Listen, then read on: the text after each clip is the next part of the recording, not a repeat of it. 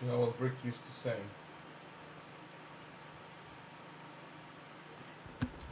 Huh? You know what Brick used to say?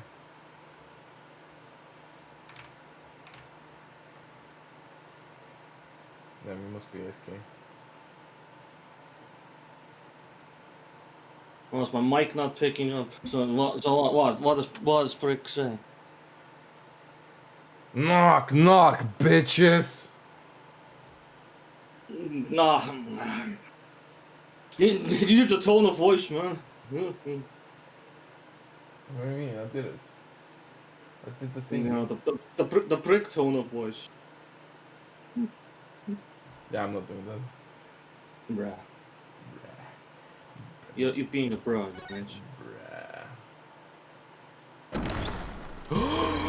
Cortó sesión! No. No way. No way! No. Are you ready? No. La Lima. Oh no, definitely not ready for that shit. Fuck that, I'm out of here. Fuck that. Immediately out of here. Damn, bro, why? What are you doing? It turned into garbage singing. I had to leave immediately.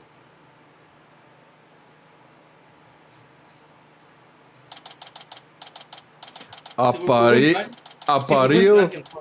No. Nine toro ama districtanto corte cortrumu no vo. You know, you should ask a refund from those doctors. I don't think it's helping you. Refund for what? A refund for all the time you spent with the doctors. I don't think it's actually working. Made up nonsense again. We're doing mods from the rise. Board is back in session for the trial of Limian Tenma. Oh yes, Apollo Justice, defense team leader is ready. I'm now the defense team leader. I'm just quickly move my camera.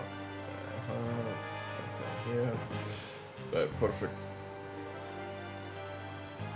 Yes, Athena Psyches. Assistant defender is ready too, Your Honor. Yes, Swiss bread. What the fuck ever. Anyway. Je suis prêt. Actually, let me have your chat open as well separately, just in case. Even though we have the shared one. Yes, that's the portalist chat of no Q. Yeah. Shipper is over, I see. And in French, no glace. And the prosecution. Chained together again. I seem to be chained again. Very well then.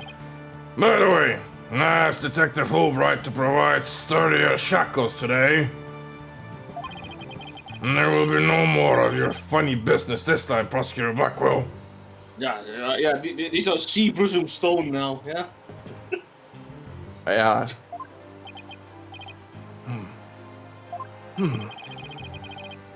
We'll see about that.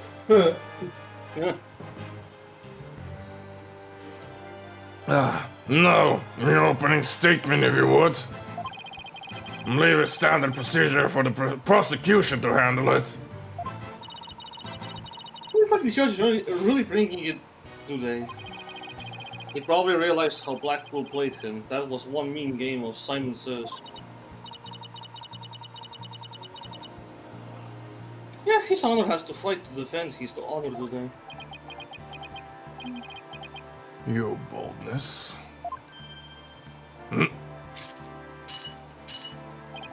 It's plain to see that you've always dreamed of delivering an epic opening statement. Is he gonna force him to do it again? I have? I don't know if I'd say that. Why, of course you have. I saw it in your eyes the last time you gave the opening statement. That was the look of one who yearns deeply for the thrill of an epic opening statement. For decades now, you have been watching opening statements from your bench. They were the crown jewels of the court, the one thing you could not possess. Crown jewel of the court? Now, at long last, they are within your grasp. How could you possibly refuse? Oh, so you don't mind if I do it, then? He already got defeated. I'll make a special exception just this once. I'll like the last time. Here we go again. Yep, more Blackwell's mind games. Well, since Blackwell was so generous, I'll do it myself. In that case, I think I might go ahead and make the opening statement myself. Yep, again.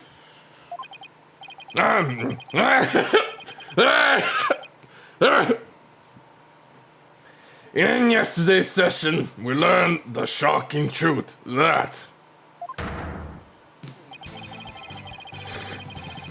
the victim, Alderman Rex Cuban, was the amazing Ninetales. We also learned that the amazing Ninetales was a key figure in the yokai craze and anti-merger protests. It was further revealed that upon learning Rex Cuban's secret identity, Mayor Damien Tenma murdered him. The fact that the crime took place in a tightly locked room was also brought to light. And the only people in that tightly locked room were the defendant and the victim.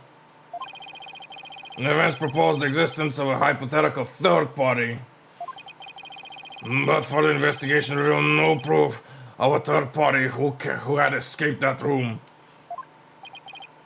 Ergo, we must conclude that the evidence against the defendant is, well, conclusive. Yeah, did I say something wrong? That was quite astonishing. You've truly outdone yourself this time. No, one more thing to boast about to my grandchild. Well, this was not an unexpected turn of events. No then, it seems the prosecution has called a new witness to testify. The inexplicable yokai evidence left at the scene of the crime. Well, does that not demand some sort of explanation? The feathers and tracks, weren't those left by the mayor while he was possessed?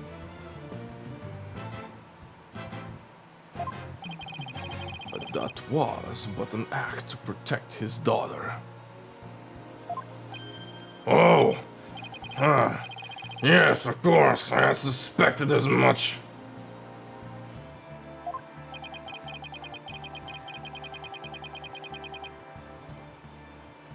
Wait, did he actually believe the mayor's award-winning performance?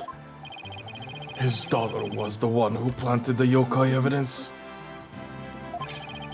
Ergo, the true identity of the yokai in the manor was the manor's maid, Jinxie Tenma. Objection! The prosecution is engaging in mere conjecture. Would you care for some witness testimony then? For I am ready to prove that the little scamp is the one behind the Tenma farce. Are we gonna summon Mr. Dwarf Stealerman again? Witness testimony. He'll be the. I'll bet he means Phil. Shit, there it is. Midget stealing man. And that creep Valentine. I mean LaBelle. Very well then. Bailiff, would you bring in the first witness?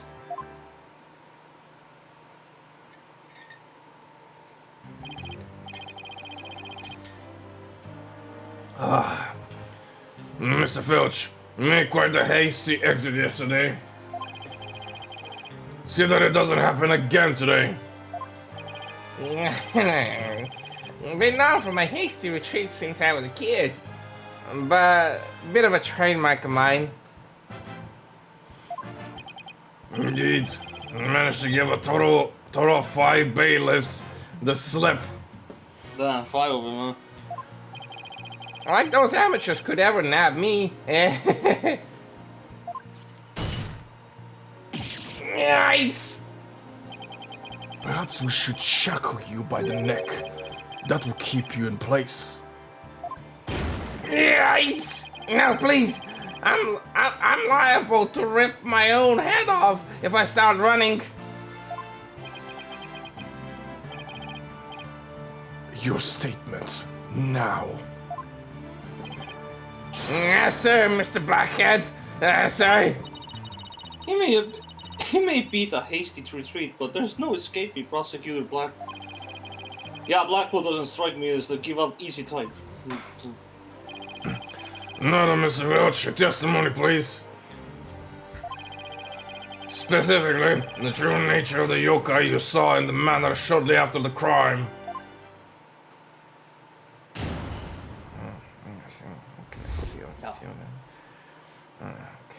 Now. Tamatar is really that little maid gal. Ain't no doubt about it. I mean, the Tamatar I saw was just a little thing about her size. But the little runt had a big old staff. I seen it when she came into the foyer. I bet you she stole it from the Forbidden Chamber after stumbling on the crime scene. She was gonna use it to wallop me on account of my fierce reputation. I just know it. Nah, what's this last part? Bunch of bullshit. So, how do you know that there was a staff in the Forbidden Chamber? Oh wait. I know. There's a lot of things he's just saying out of his ass right about now. So, Tamatar was short in stature. And that's because it was Miss Jixie Tenma all along. And you betcha, because I saw the rest of the matter were way taller than her.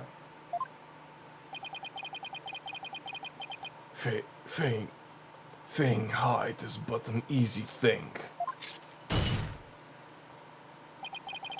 But a big ox like the defendant could never pass for short. What if the Tamataro in Burstinger was walking on their... Oh, please, Apollo. Paul, Just that's give fucking up. dumb. Just turn in your badge. That's fucking dumb. I know he's walking. I see it myself. Just turn in your badge. How would you run on your knees?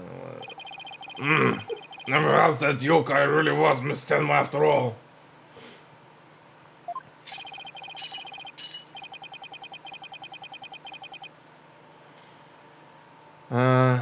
All monsters are not but tricks, either of the mind or the cheap parlor variety. So you're saying that she created an illusion, like one of those magical eye things? Precisely. Human senses are easily deceived. Take the fellow in the cell next to me. Each night he cries and screams about some ghost he thinks he sees. But in truth, it was simply the janitor. Ho ho ho! Brother Blackwood just gave up the ghost, literally. The janitor's deadly complexion and all-white attire, no doubt partially to blame. That and the fact that he constantly mutters about taking vengeance for this or that. That actually sounds like a real ghost to me. Defense may now cross-examine this cross-explosining testimonials of the witness. Tor, what you saying? I can understand. Begin cross-explosion.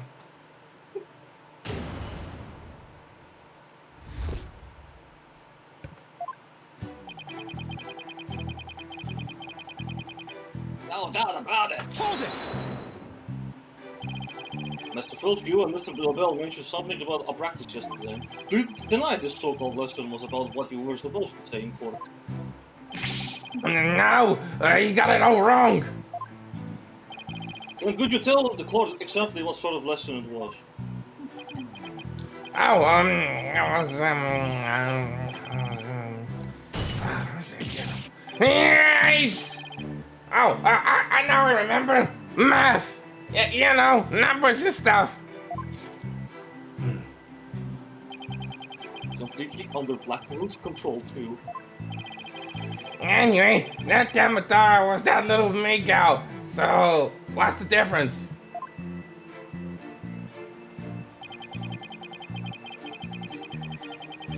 Hold it! I take it you got a good look at how tall the Taro impersonator was. You betcha. I got a habit of sizing people up. I can even give you a primer on how to pull it off, all under the table. Natch. I got a knack for figuring out where people's pockets are and how much money they have. Ah, yes, admit that, please. I size them real good, but I really...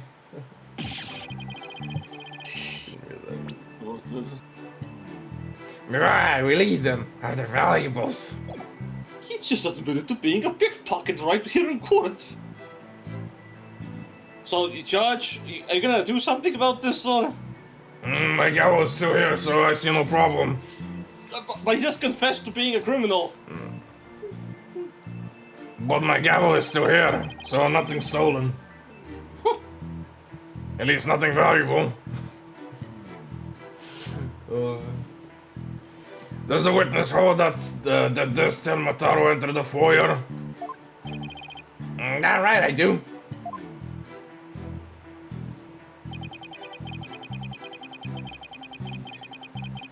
Hold it! Well, you're not going to brush it all off by claiming the burp was short? You must have hit a raw nerve, cause you ain't that old tall. Ain't that tall yourself. Look who's talking, Mr. I can't stand on a box just to testify. Anyway, Mr. Fields, correct me if I'm wrong. But didn't you say that Termatari you saw has staff? Cross my heart, hope to die. I know, cause it went to jingle and jangle. And where do you suppose that staff came from? Yes, well,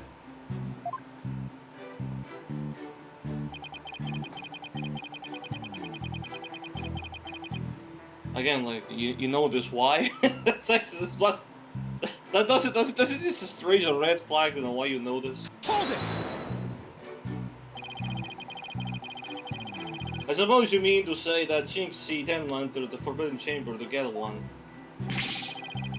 I ain't never seen a sound like that in the manor. So it had to be the Forbidden Chamber. Oh, so I was just assuming. He's blindly assuming it came from there. Oh really? The stench of Labelle is thick in the air today. Jinx entered the Forbidden Chamber after the incident.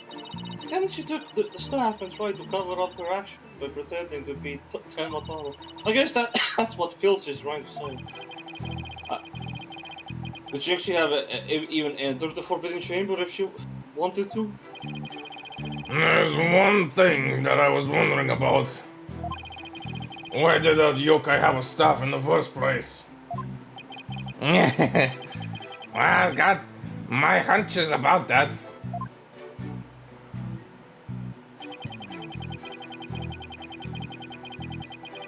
And this is again just conjecture. Like, yeah, he probably was gonna do that, maybe. Hold it! Wallop you, and why would the so-called yokai want to do that? No, mate.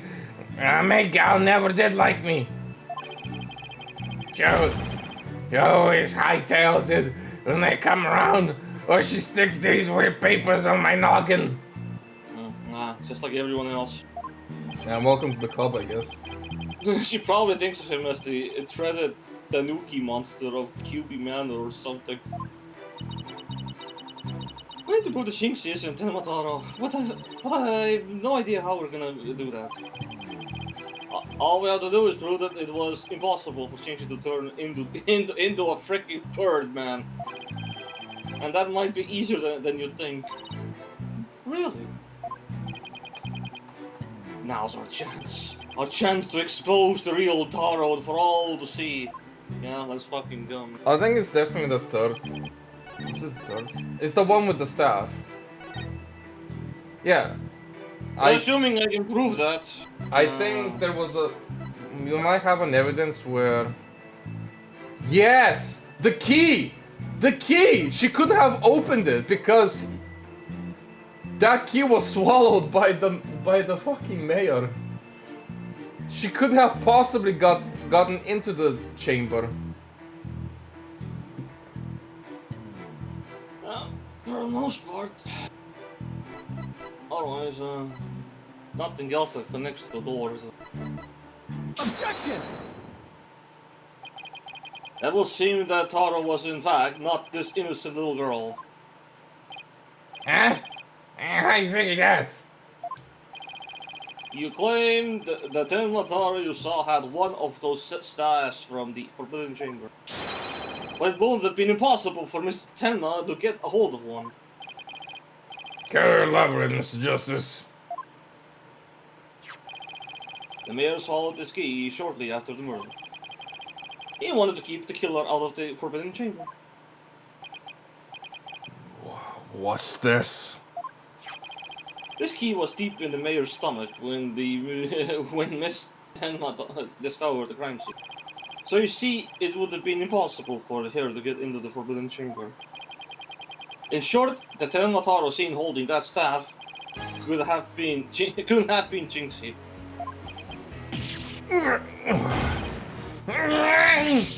What?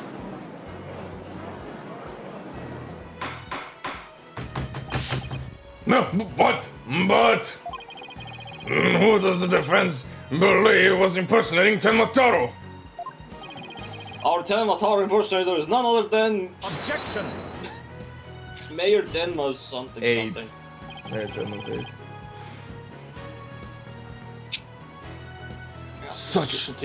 Yeah, Such accusations beg evidence. Aside from his ghastly appearance, can you prove he is the yokai we seek? Yes, in fact, I can. Very well. Let's see where the defense is going with this. Mr. Justice, please show us proof as to the true identity of Tenmataro's impersonator. Which one was which? Pretty sure the hand cream was in Oh, there yeah, as this well. one, yeah. Take that! We found this hand cream in the Forbidden Chamber. And we know that whoever was Tenmataro took one of the staffs out of there. In short, I believe whoever this hand cream belongs to is the yokai impersonator we're looking for. But Mr. Justice, I'm never was to identify the hand cream's owner. I'm glad you asked, Your Honor.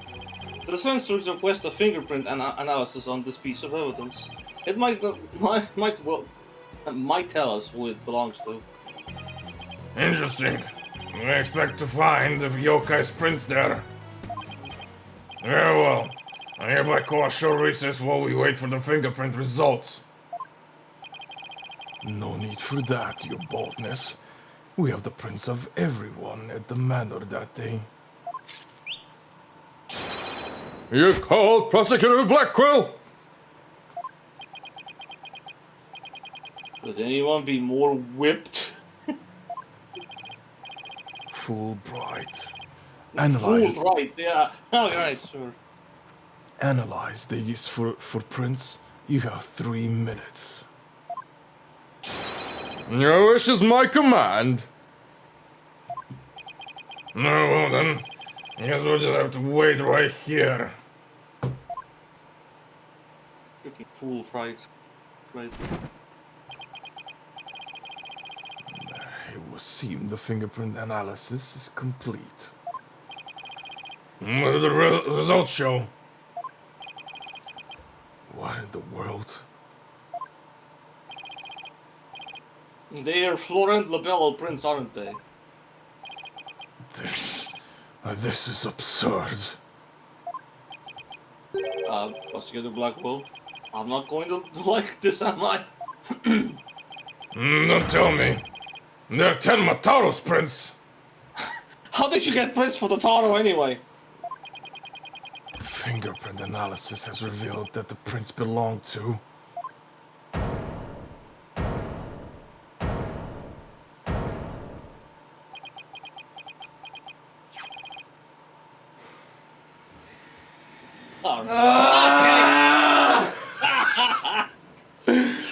He swiped it. He stole it, didn't he? He fucking stole it. This little shit stole it. Phineas Filch. So it seems to turn out that this Kremlin was indeed in the chamber. Objection! Wow. Wait, what? Then Mr. Labelle was the one who entered the Forbidden Chamber? Objection! Why? You tricksy little tanuki. Explain yourself now. Sure, damn prints are mine. I mean, I did pay for the hand cream from Mr. LaBelle after all. So you're the one who entered the Forbidden Chamber? So what if I did? Got a problem with it? Yipes! You fool of a tanuki. Oh yeah, I didn't see this coming though. Order! Order! Mr. Justice, care to explain what this could mean? No, Josh. This is not what I wanted. Excellent question. The fact that Mr. Filch was in the Forbidden Chamber. Wait, I just made up. Does this mean that Taro was holding that staff was Phineas Filch? Bruh. He did say it's a short one, but I don't see how. How you fit there realistically. Yipes! Another cat out of the bag! Mr. Filch is still Mataro?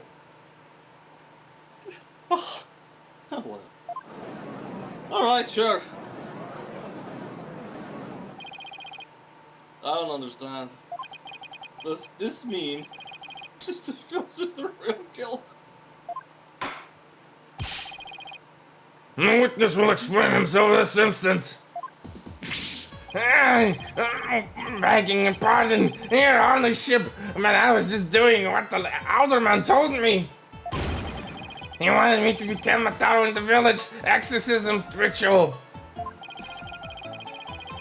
Wait, that was him? Wait, that was him this whole fucking time?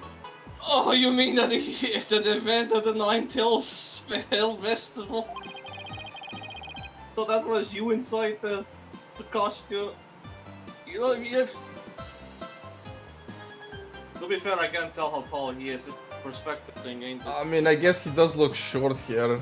Probably. He kinda does, cause she's in the distance and she doesn't look that tiny. I mean, yeah, yeah. That's crazy. Yep. After the event, I went to watch that pro wrestling program. It bored me to tears on account of the wrestlers being complete jobbers. so I didn't actually watch the entire rest of And that's when I looked at the Tamataro costume and got a great idea. Now I can tell it's me while I'm wearing it. And because of them superstitions, no matter what I do, the villagers won't say a word. Wait, hold on. Wait. Go back a second. Like, open the history for a second. Let me read that again. He dressed up. That's when I looked at the Tamataro costume and got a great idea. Nobody can tell it's me while I'm wearing it. And wait, so he wanted to watch that match so badly that he took the costume just so you can watch it. What? I mean, he pretty much admitting it right now that he can do whatever the fuck he wants, because everyone thinks that's the Taro, so they can't blame Filch. They think the Taro is doing stuff. That's such a what a fucking sleazeball. I mean, it's brilliant if you think about it. It's like a get out of jail free card. Wow. Because these people are so superstitious.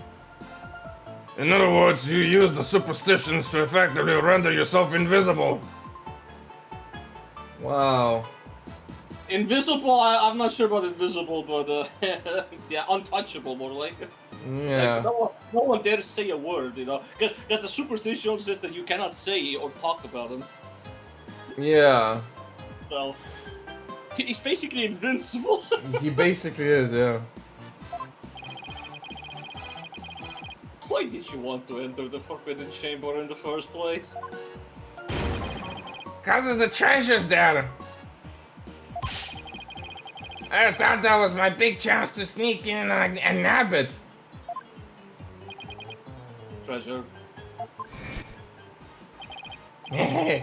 Only that it's the greatest get-rich-quick chance in the universe. Grandpappy told me all about it. Said there's an amazing treasure in there. Him not knowing his grandfather already pilfered it. Oh man. Guess that's one tale that didn't get passed down from grandpappy to grandson. My goodness. Wait, how exactly did you get into the Forbidden Chamber?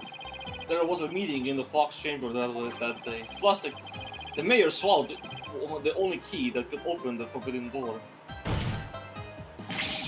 You couldn't have possibly gotten in. I could through the air vent in the foyer. So that second vent, or suppose that second vent goes all the way there. I mean, he's definitely tiny enough to get in there, I guess, but He could fit, yeah. So it's that one. yeah, because that one is not in the hallway. Interesting. Although I wonder how it connects there on a diagram. It has a. That is a wall, right? There's a hallway behind that vent. Yes. Yeah, there is. The vents left of the alderman's picture. I went on in and made a nice little hole. Used that to get into the air duct that leads to the Forbidden Chamber. I did. You what? How's that even possible? Wait a second. Remember that air vent in the Forbidden Chamber? Yeah, show me a diagram of this place, please. So, Mr. Filch found a way to get into that air duct. And that's how he got from the foyer's vent to the Forbidden Chamber vent? So that Tamataro was nothing more than a cat burglar. No, rather a tanuki burglar. And we're back to being without anyone to charge for the elderman's murder. Looks like a so-called yokai is nothing more than one big troublemaker. Man, this fucking dude. Tell me, Mr. Filch, what did you do after fleeing the foyer? Got out of that costume right quick. I would have just caused trouble at that point. And where's the costume now? Heck if I know. And it ain't my fault if you never find it. Police searched every nook and cranny. No yokai costume was left in that manor. What if it was tossed outside the man? Ah, yes. No way! But maybe, just maybe. The man seems to have hit on upon idea. Oh, go on, Mr. Justice. Okay, here's what I think. Mr. Filch, did you get rid of the costume here? The window? The window, yeah. There's nowhere else, really. Take that! Did you toss it out the window? Because that would certainly explain why it didn't turn up inside the manor. You think I tossed it out the window? That costume cost me a pretty penny. So why would I go do something like that? I can't think of a few reasons. And any bright ideas, Paul? Well, assuming the costume really was tossed out from the window, then the next question would be, what happened to it after that?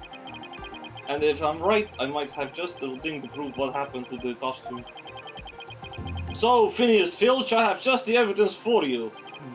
I do? This evidence proves you got rid of your Taro costume through the window. What? Oh, what the newspaper? Do we have anything else?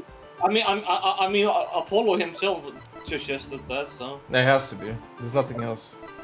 like he literally just gave us the hint. So Yeah. Take that! Ah, that's... Tamataro flying through the sky? And just how does this prove Mr. Filch threw his costume out the window? it's quite simple. That's not Tamataro in the photo. It's the costume Mr. Filch threw out. Ah, that's crazy talk. You ain't serious, are you? That it just conveniently is in that position as it goes through the sky. Yeah. Little Steve Cliff right outside the foyer window, meaning the manor is pretty high up. The costume flew through the air after it was tossed out. That's when the photo was taken. In other words, the photo of Tamataro really was a flight of fancy. What? Yikes! You can see Blackwell on the left dying from a wound. Oh my! So there really was never a yokai. Oh, I can't keep any of them cats bagged. I still file a claim for that lost costume. This is more than proves the defense's position. Jinxie had nothing to do with staging the yokai. Get raising objections, Prosecutor Blackwell.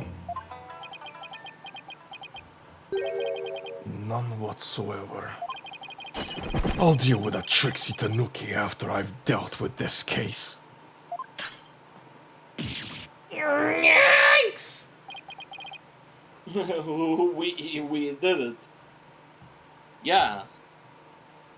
It's still no murder accusation though, buddy. Good call. No, all we have to do is make Warren LaBelle take the stand. How do we do that? Good question. Given the situation. Objection! Sheathing the sword a bit early, are we not? Huh? Nothing has been proven beyond a doubt. Take this tricksy to little Tanuki, for instance. How do you suppose he was able to exit the Forbidden Chamber? Probably the same way he got in. Through the chamber air vent. And what of the feathers and the tracks at the scene of the crime? They would suggest that the Tanuki exited through the chamber door, not the air vent. Objection! But the Forbidden Chamber doesn't open from the inside. So what are you saying what you're saying makes no sense. Right? Huh? Right there, buddy? Huh? Someone on the outside opened the door for you. Isn't that right? Yep, that's right, Mr. Blackjack. The door suddenly sprung right open. Hold it! Sprung right open? Who was on the other side? Didn't get good luck on account of the sudden glare. Like how the reflection from my head blinds fellow moviegoers emerging from the dark.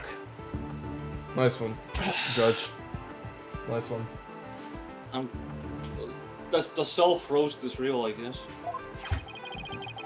That's when I snatched that staff and made my daring escape. And that little maid gal spotted me as I hightailed it down the hole. That means the Forbidden Chamber wasn't opened until after the crime was discovered. But wait, we still don't know who opened it. Maybe there really was a third person in the Fox Chamber. Objection!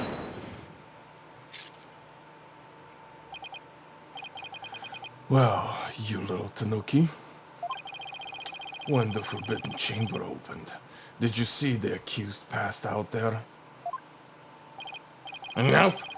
Only one there was the elder man, and he was dead as a doornail. The accused wasn't there. What do you suppose he was up to? Well, I don't like where this is going. Again. Ah, no, tell me. Plainly, the only one who could have opened the Forbidden Chamber was the accused Damien Tenma. Yeah. Yeah. Hold it! Wait a second. There had to be somebody else besides the Mayor Tenma there. Really? Who might that be? Oh, well, that would be... Objection! It seems our feisty little lass has forgotten the most important thing. Evidence. I didn't forget. I was just testing your attention to details. Miss Sykes, you can't prove your point without proof of some sort. It's a proven fact. Sorry, guess I put my food in my mouth again. No, Tina, we're definitely onto something here. Well, we are. Think about it.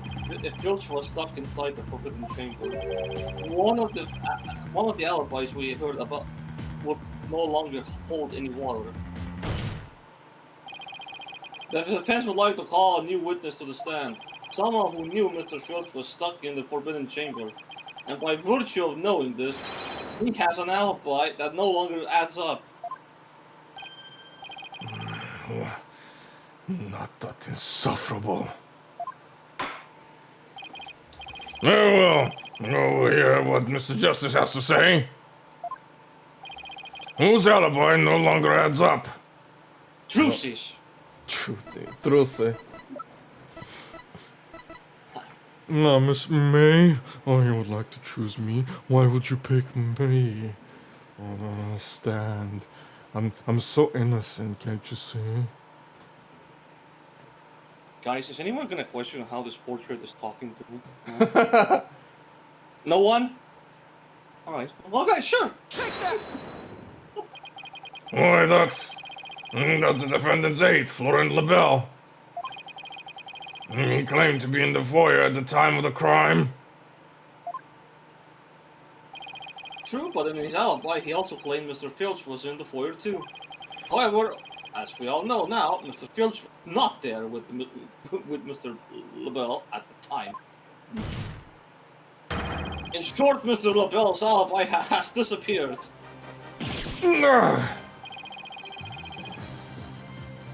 For LaBelle's alibi was one big lie. Isn't that right, Mr. Filch? I reckon there ain't no keeping that cat in the bag there either. It was all Mr. LaBelle's idea. He told me he'd button his lip about me breaking into the Forbidden Chamber. And in return, he said we'd vouch for each other's alibis. Bruh, he just spilled the fucking beans, bro. He just said everything. Yeah. Shame on you, Mr. Filch. Perjury is a serious crime, you know. Oh, shucks, Macy. You're on the ship, Macy. Well, I mean, LaBelle did say that this guy's mouth will get him in deep trouble one day. So.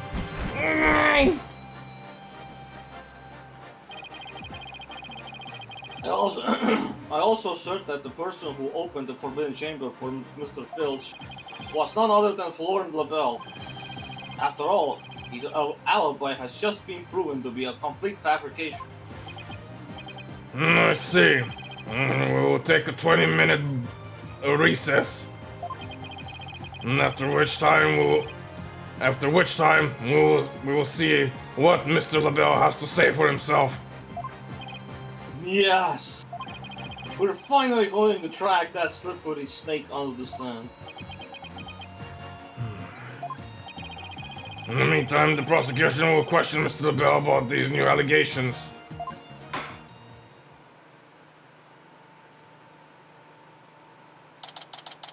Nah, so it's like Valentine and Yasha have to meet again and talk.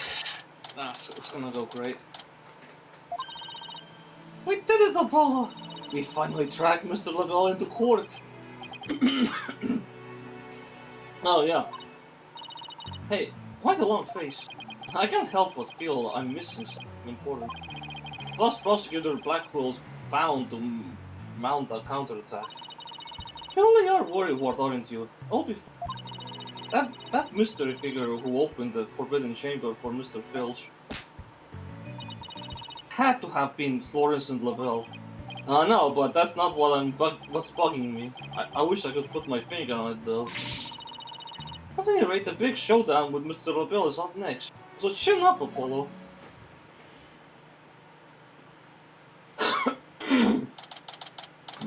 Man, 20 minutes went that fast? Good.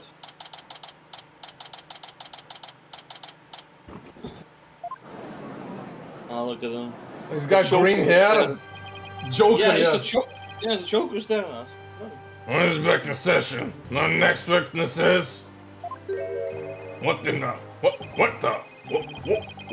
What is this? I'm acting on behalf of the mayor in this very important matter. Seems the witness is predisposed at the moment. Oh, surely you jest. I will hold you to your promise. Remember that.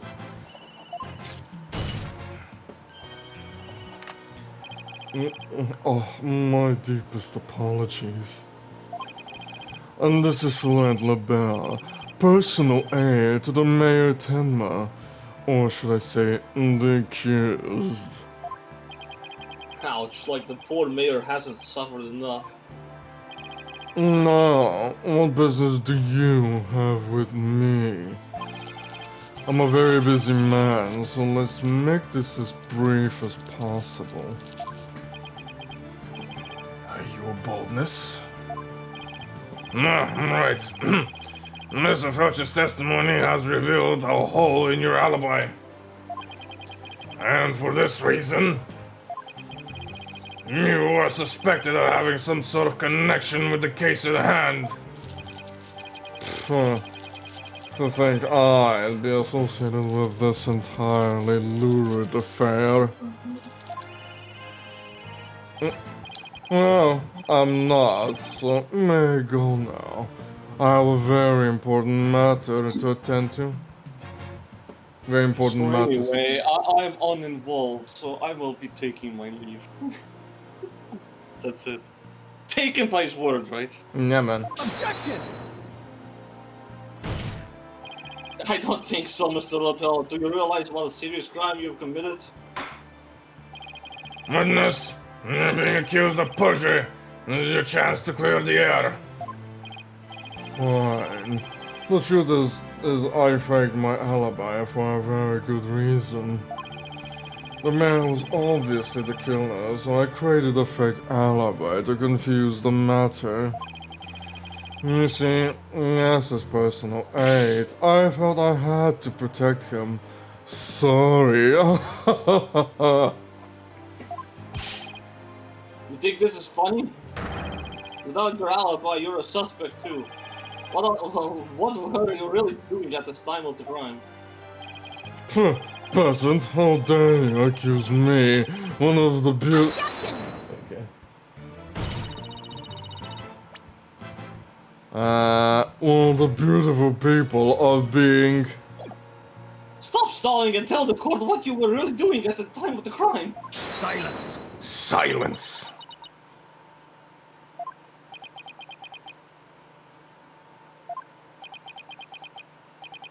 Enough jabbering. Swords have been drawn. The time for talk is past. Source? What source? This is a duel to the death. The fate of the accused rests in your hands. Begone, you cowardly heart! The battlefield had no place for ye. Again? Oh my. Spare me, please!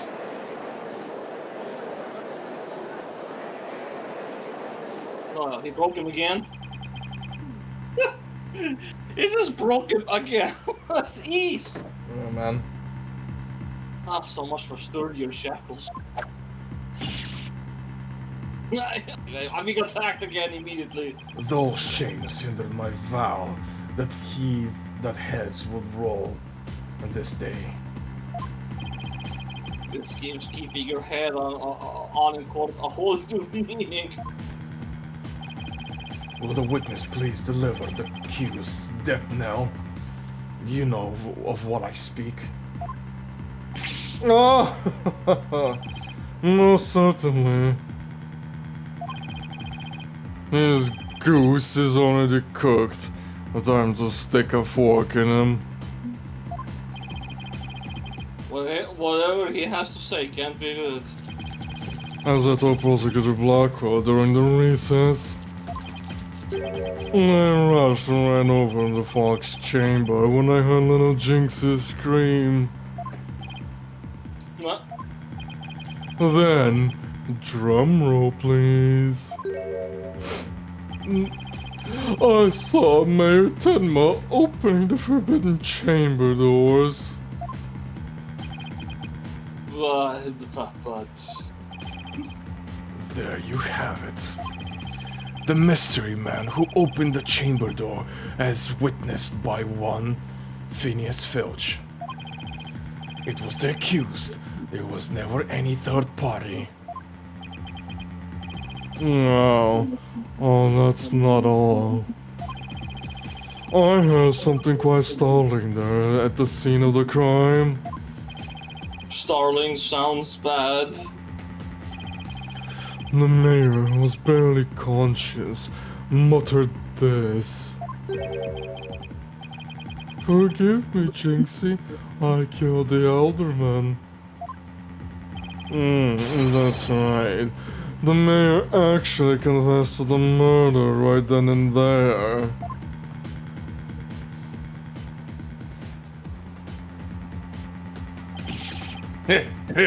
He confessed?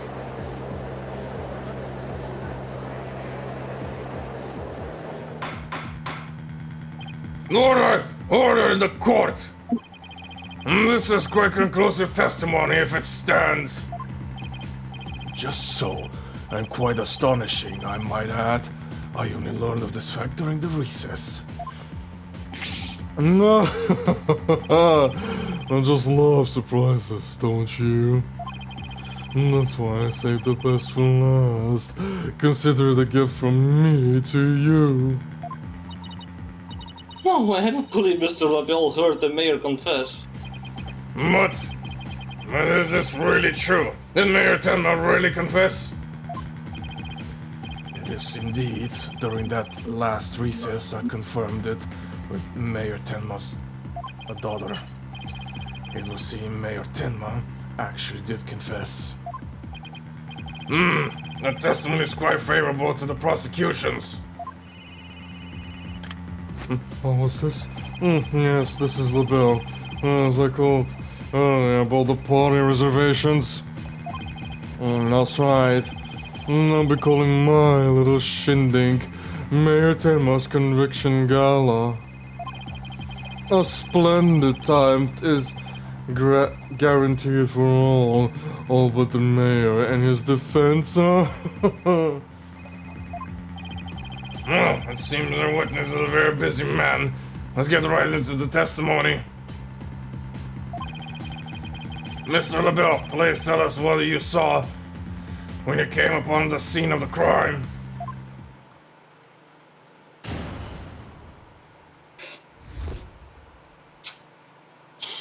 Yeah, it's just Joker, man. Just Joker. I was in the hallway hiding in the shadows. That's when I heard the confession. What was he even doing there, honestly? Good But anyway, Upon learning of the truth of her father's crimes, little Jinxie fled without ever noticing me. That's an awfully suspicious place to be standing in. Immediately after that, the mayor came to, stood up and opened the forbidden chamber.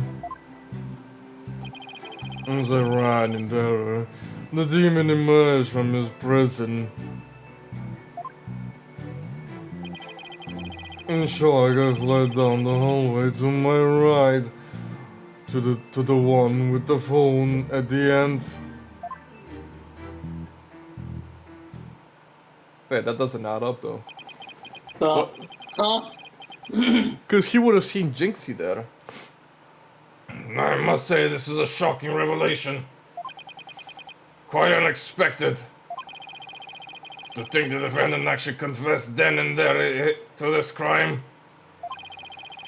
Perhaps the guilt was too much to bear. So he confided in his daughter. And you realize you should not have withheld such crucial testimony from the court. Once again, I'm sorry. Are you done? Not really. Just I fear being accused if I mention coming up a most unpleasant scene.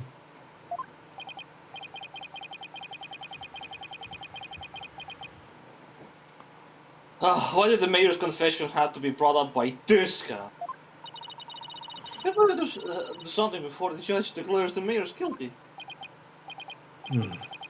As a death row inmate once told me in years gone by, there is a time to fight and a time to yield.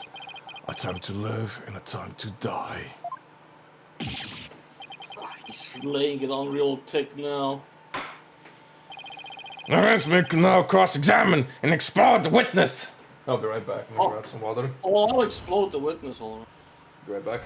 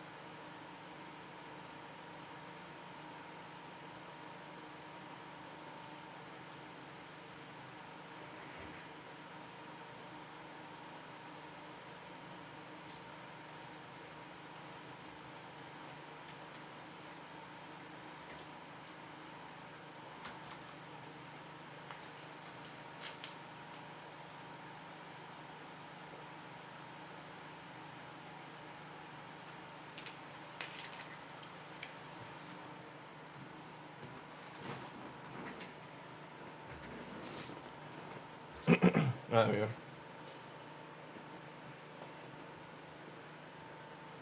Praise. Either way, yeah, exploding the witness. Yep. You know, I'd make a sucky joke here, but I'm not gonna. Maybe you can write it. Maybe later. Hold it!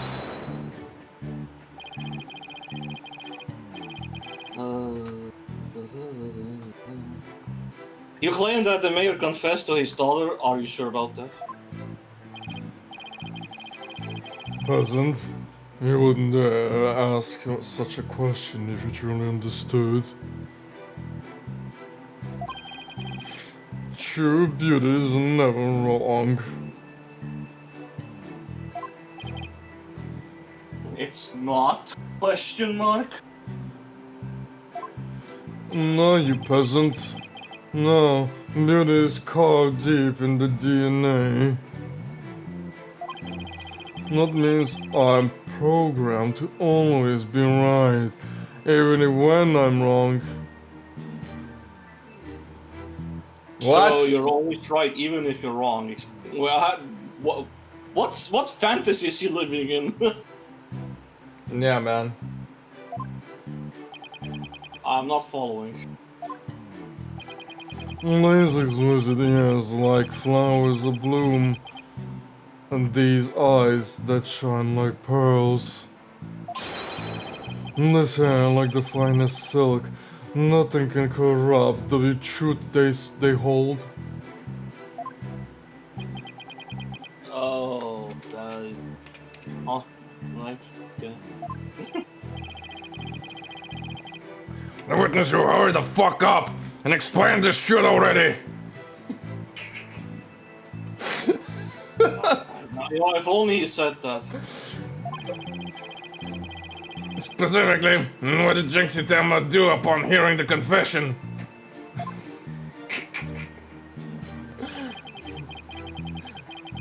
If only Course actually said things like that, man, that'd be great. The witness will cease at wasting my goddamn time. Hold it!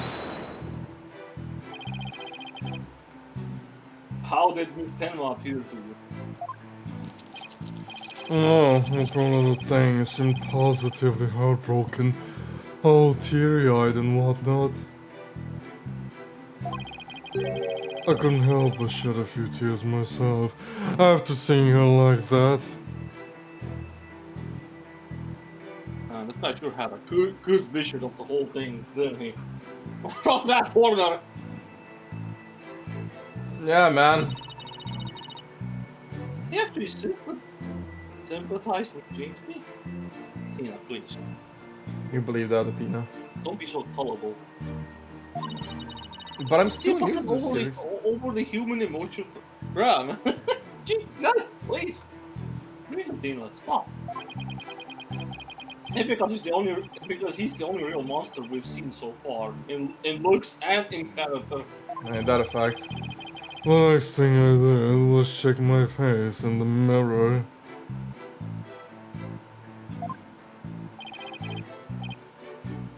Check your face. Why? Because of the makeup, right? Behold the beauty that is my sadness, why else? Look at the beauty that is that. Yeah. Oh, I'm starting to lose all faith in humanity. No, just this guy. Just that guy, yeah.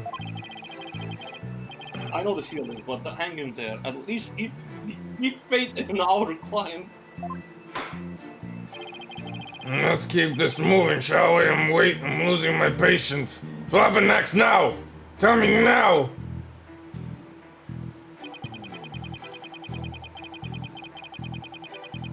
Hold it! He opened the chamber, but why would he do that? Who knows? Maybe he wanted to free the team in Tenmataru. Objection! The courtroom is no place for fairy tales. Remember, you are under oath. I'm busy. Hold on. Hello? Hello, Bill speaking. Yes, I was hoping to explore the matter. Toodles.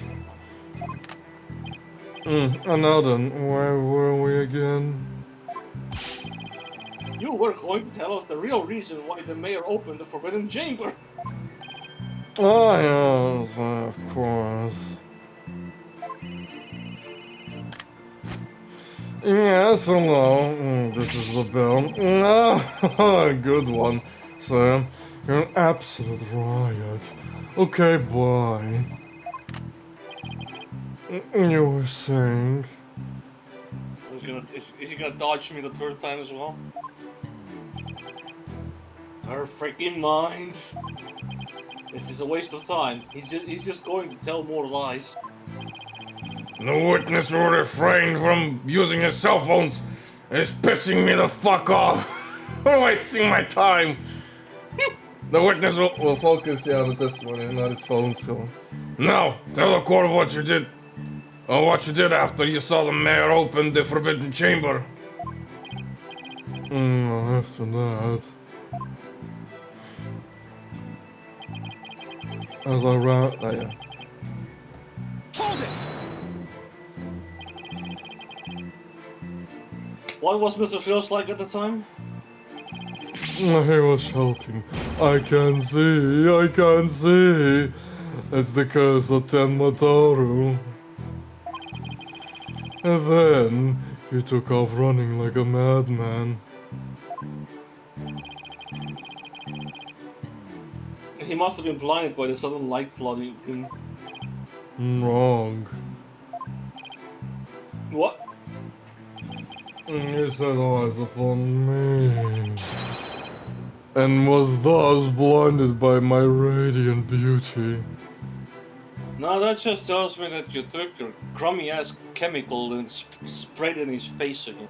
Yeah, that could. That's all that tells me, buddy. To be fair, that could have happened.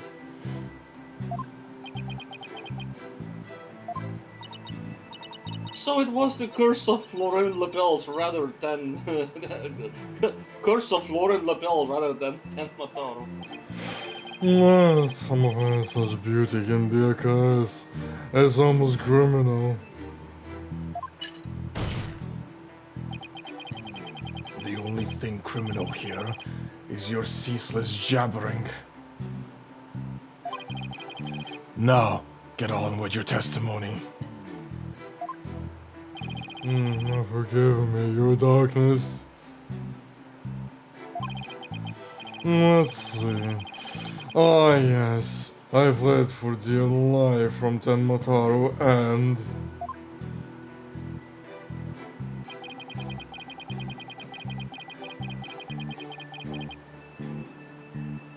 Hold it! So after you fled into the hallway with the phone at the end, Tenmataro ran off towards the foyer. Precisely. No, there's any inconsistencies, Apollo. Well, Jinxie also saw Tenmataro, right? She did. She said they passed each other in the hall after they made a phone call to the police.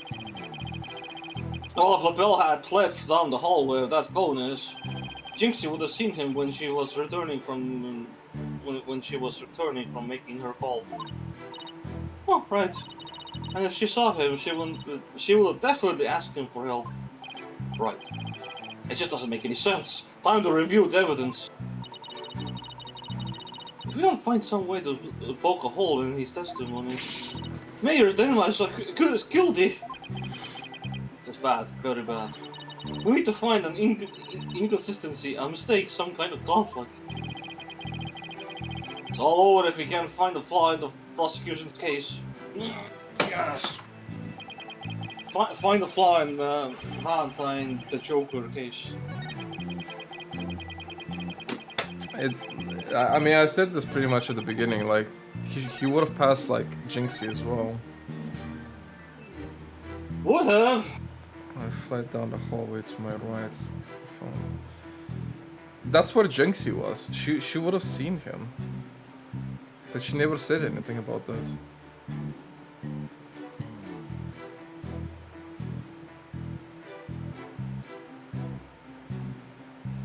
I mean, it's the only thing, you know, the fifth line. I just need to check what the fuck is. Maybe Jinxie's testimony or Jinxie's statement.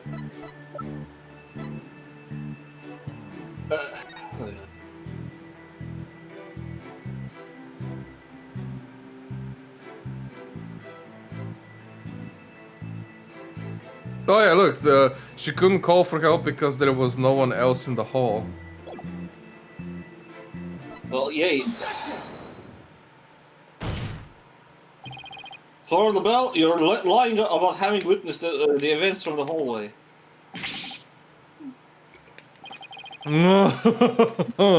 What on earth do you mean? Yes, gather for the rest of us and Mr. Justice. If Mr. Lapel had really fled down into the hall with the phone in it, he would have crossed paths with Mr. Tenma. Miss Demo. Mr. Tenma. What's this? After she discovered the crime scene, she immediately went to call the police. Then after making her call, she went back to the main hallway, whereupon she encountered the demon, yokai, or whatever you want to call it.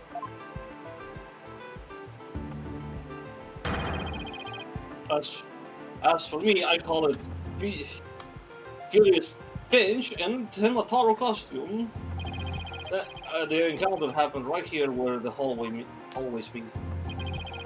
As for Mr. Lavelle, if he had fled here, Pain escaped from the yokai imposter.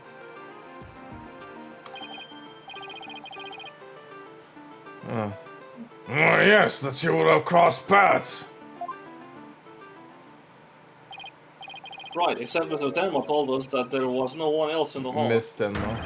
Miss Tenma, please. In short, Miss Tenma did not see you in the hall because you were never really there. Oh, my eyes, my beautiful eyes. Huh. Not such a fabulous scent now, is it? But Mr. Justice, the witness also stated that he heard the mayor confess. And he was lying about hearing the confession from the hall. And where was he when he heard it? Inside the Fox Chamber. Where else? But isn't that within the very crime scene? It is, Your Honor, and that means he's not really a witness. Rather, he's the third party I've been alleging with this whole time. What? You think I'm the killer? How dare you? Silence. Silence. Foolish fop. A true man knows when he's beaten. A shield of lies comes to naught before a foe with the sword of truth bared. Prosecutor Blackwell, what are you? I thought we were on the same side. You are mistaken. There are no sides here, save for my cold, steely edge of judgment.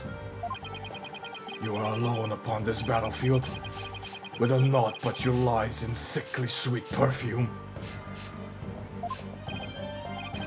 What just happened? Blackwell's really tearing into him.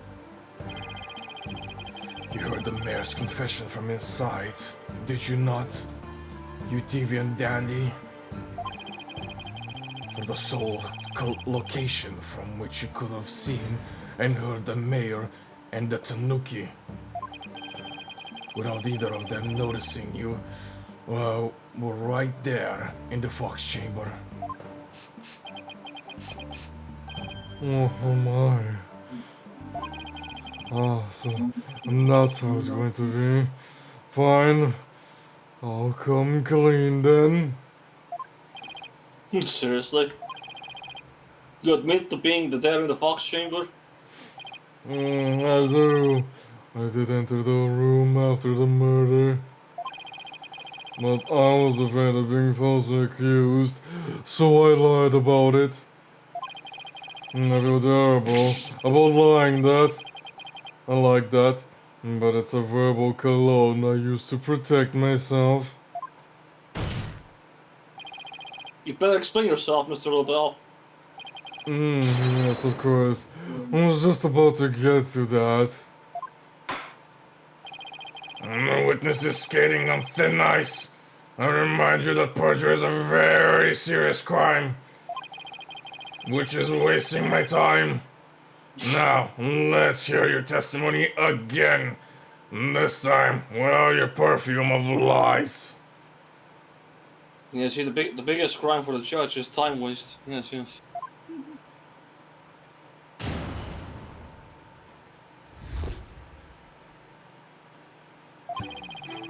I did enter the Fox Chamber after the murder, but I didn't enter until after Jinxie had heard the confession and left.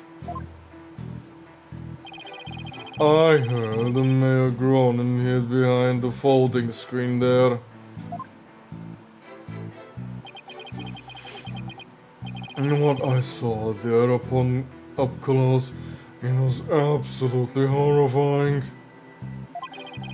And so you see, I was there, but merely watching from behind the screen. Behind the screen. Oh, yes. I believe you wouldn't be spotted if you were there.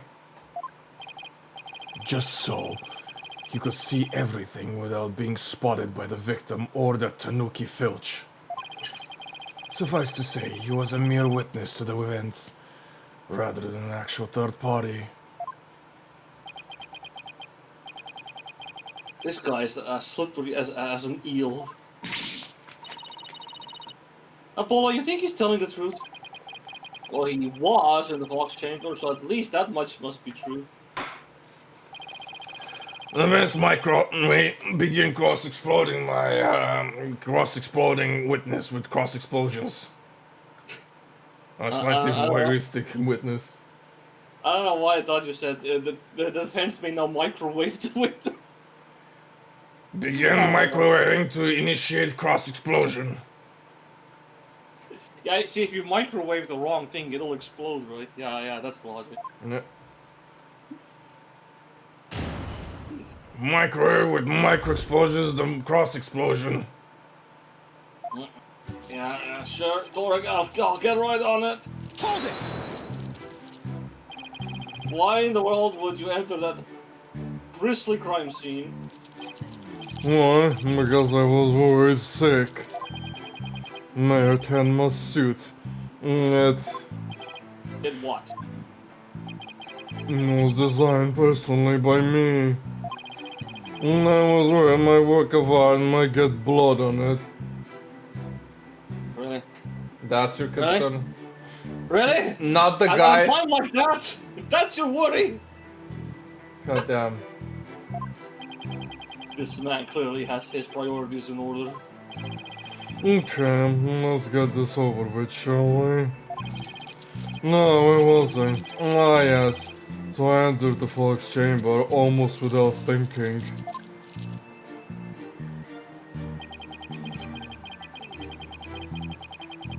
Hold it!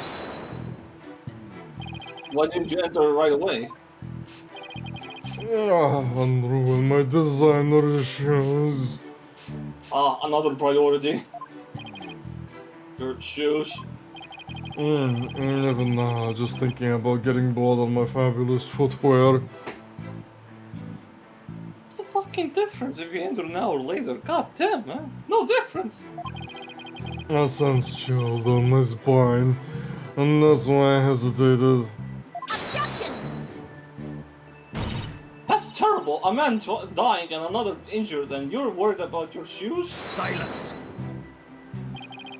Need I remind you, this is a court of law. We're not teaching morality here. We have schools of etiquette and the like of such trivial pursuits.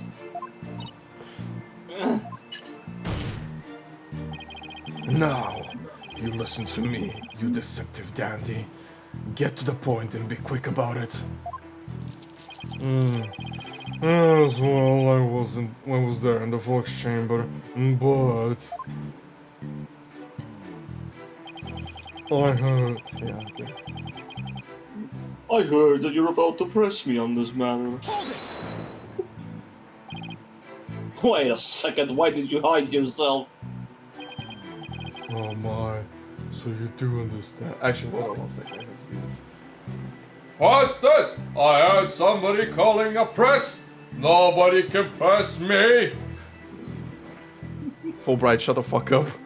Yeah, Fulbright. That's not about you.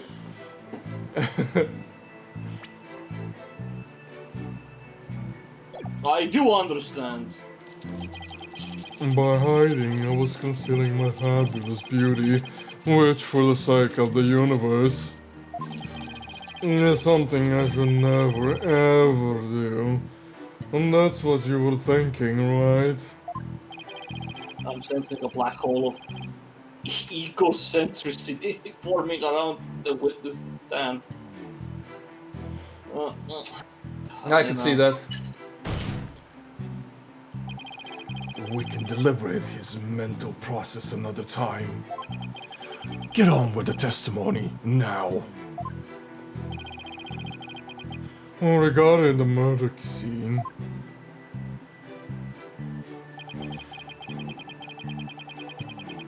Hold it!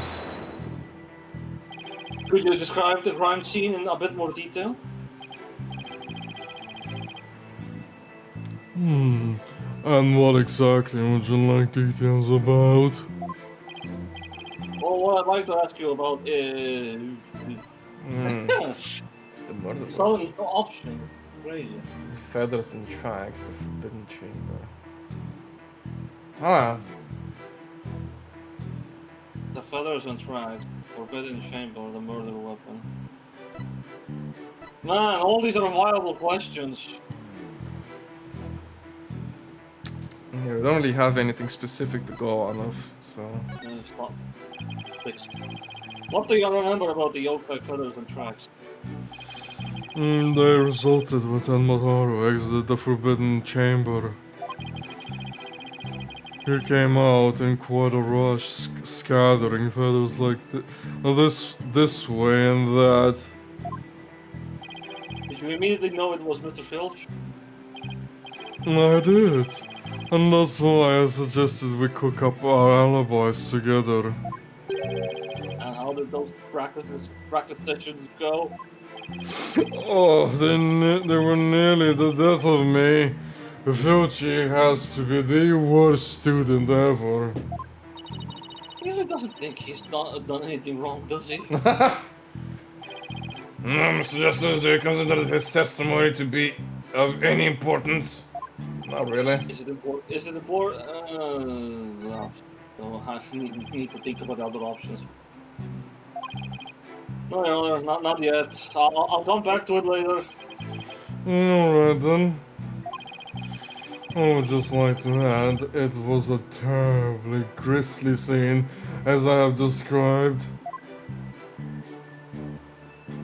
To that last statement here as well.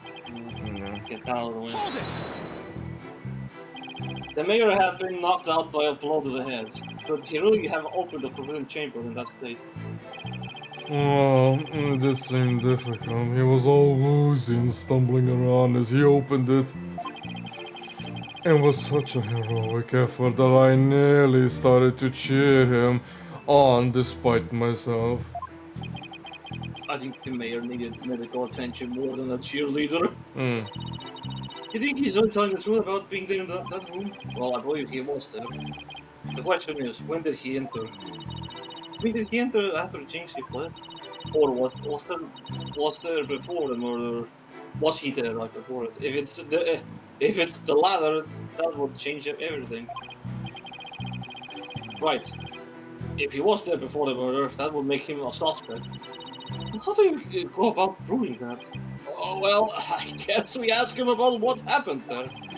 Anyway, let's press him and see what kind of info we can get out of him.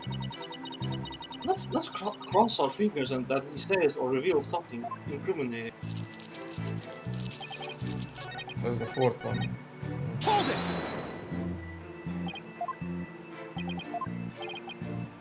Forbidden Talk about the chamber. chamber for me. Huh? Let's see what he says here. Could you please describe the forbidden chamber at the time? It was shut tight and then the mayor opened it. He's really trying to stress that it was the mayor who opened the forbidden chamber. That big liar! He opened it himself! Whoa, if looks could kill, the bell would be dosed. Mr. Justice, do you consider his statement to be of any importance. That was actually so important, sorry to... He basically says so.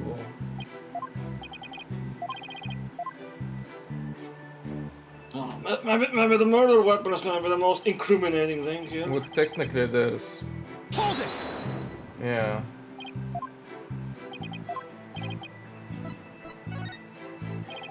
Could you describe the state of the weapon that had been used at the scene? Yep. Describe me the state of it. What did it look like? Did it have a pole on top of it? Did it have hands? The spear had been thrust all the way through Alderman QB. No, I have only the spear. And then there was that statue of the Alderman. No, he's talking about the statue. Statue? Yeah, he's talking about the statue thing on the ground. So yeah, let's talk about it. Hold on. How does he know about the statue? Because he was supposed to be wrapped in a blanket. And there was that... Okay. Yeah, man, I'm telling you, man. Let's talk about that statue, man. Let's hear more about it. And then there was the statue of the Alderman used to bludgeon Mayor Tenma. That incredibly inspiring symbol that had fallen to the floor. Oh, statue. But why would he find it inspiring? Why exactly did you find this statue inspiring? Well, when I saw that statue, I felt as if the merger had been realized. It was like a celebration of union between town and village, an inspiring symbol of goodwill. Damn, you saw the whole thing before it was smacked.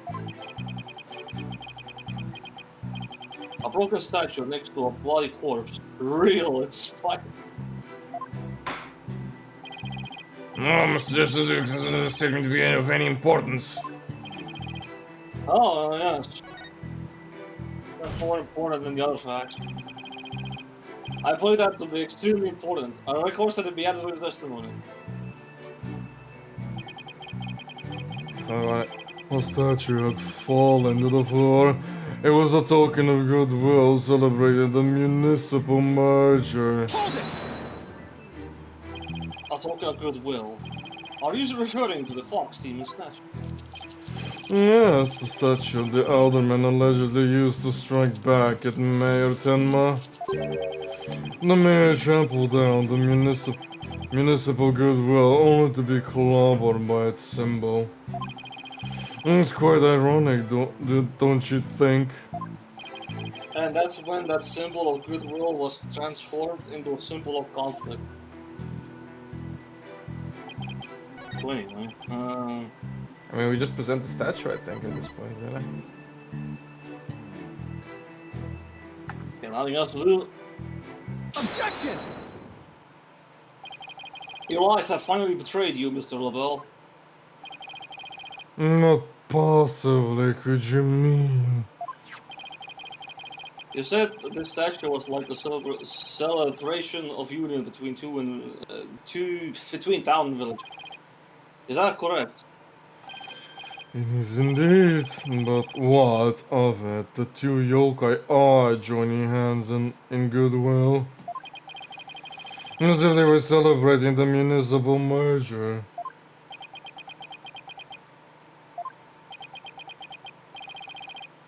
Is something the matter? So how did you really know that this statue was meant to be a symbol of goodwill again? What? Justice Donor, explain yourself and make it quick. This statue was meant to symbolize goodwill in its original form, but that was a secret. No secret. Whatever do you mean? What I mean is that it broke when someone used it to strike Mayor Dema on the head. What's left clearly makes it look like the two yokai are battling it out. Ape. That statue's secret and its true form were lost inside that locked room. for Miss Tenma is the only living soul who should know what it once looked like. So, Mr. Lobel, where could you have possibly seen the statue in its original form? Phew, what do you mean? I'm gonna read the last part. Oh yeah, what do you mean where? The only possible answer is this. You saw the statue in its original form. Right there in the room where the Alderman was murdered before it was broken. How dare you? Mr. Justice, are you accusing the witness of some sort of a crime? Yes, yes, I am. Thornwell, I accuse you of the murder of Alderman Rex Cupid. No!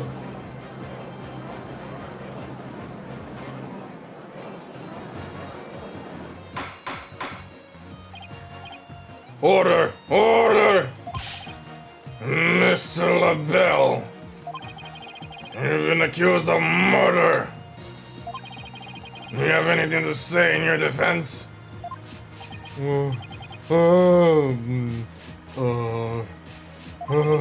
How could you possibly accuse me, the embodiment of beauty? Way to go, Bolo. This is the conclusive evidence we needed. Magnific. Oh. We got you now. We know you killed Alderman. Now admit it.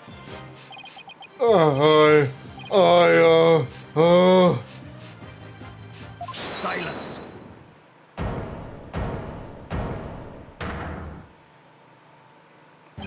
Enough of your silly games, Justice Dono. This prancing peacock could not possibly be the killer. Objection! What are you talking about? His alibi has already crumbled to dust. And I just proved that he was in the Fox chamber while it was still locked tight. Silence. Why would he have not seen the statue in its true form before the murder? And after all, he was close friends with the Alderman. Ergo. Yes, that's right. I clearly remember it now. Alderman QB told me about it. About the statue actually looked... But what the statue actually looked like.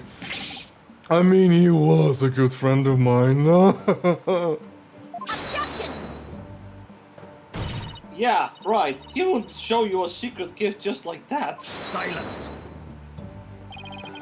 Moreover, it was already been proven that he was not present at the scene of the crime. It has? Forgotten, have we? Recall the little scamp's statement, if you will. When Jinxie Tenma unlocked the Fox chamber, she saw the Alderman and the mayor collapse therein. And no one else. Oh, dang it. The fact is, it was you two who made that apparent in yesterday's court session. Thus, Florent LaBelle could not possibly have been in that locked room. No! Massive screams, panic. I just don't get it. How could Jinxie not have seen LaBelle? The proof is incontrovertible. No room for debate exists. Am I not right, your boldness? Does seem awfully conclusive. The facts point to the defendant and victim being the only people in that locked room. Moreover, the defendant has already confessed. Objection! Silence. No. You cannot defend the indefensible. Your role in this charade is over, Justice Dono. But Your boldness This trial would last an eternity if we were to keep crossing blades with these simpletons. It is high time you brought down the hammer of justice. My point well made. I believe it's time to declare a verdict. And this court finds the defendant, Damien Tenma.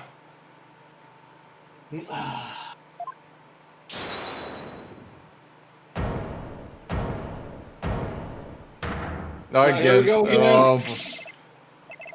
Yeah, wait, let me get that voice. Caw, caw, caw. It would seem that my time is at hand. Mayor Tenma. Counselor, there's a matter to which I must testify. I recall not only for your good graces. Alright, he must mean me. As he finally remembered what happened before the blow to his head. Bailiff, don't just stand there, seize him. It's no good. I can't restrain him. He's too powerful. Too powerful. I can't. He's like a moving tank. He's literally a fucking yokai. Caw, caw, caw. Know me in despair. For I am Tenmataru, Demon Lord of the Yokai.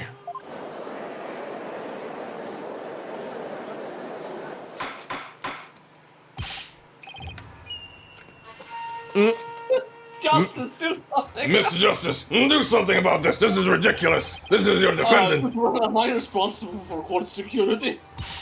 About this our chance, we might get some new information out of him. Your Honor, seeing as our client has something new to say, I plead that the due process demands that we hear him out, even if he is a yokai. My time. My time's being wasted. When you put it that way, I guess I have to waste a bit more time. Man, I'm dying to know what an actual fucking attorney man says about this very moment. Probably nothing. Probably this won't fly, realistically. Georgia! This is the last one. I'm gonna please take it from me. Take it, man. Caesar! Anyway, it's the comment on my chat. Still, I believe testimony by yokai is unprecedented in the legal world.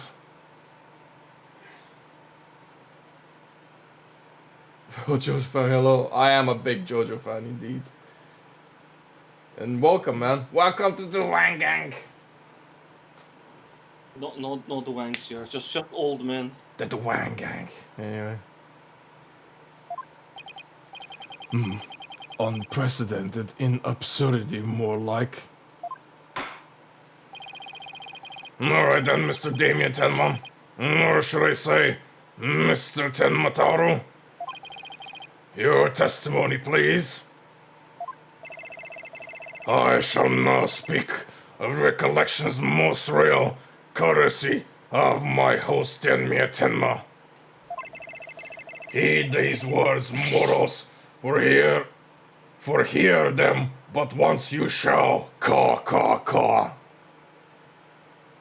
Doing this guy's voice must be great, honestly. I can tell.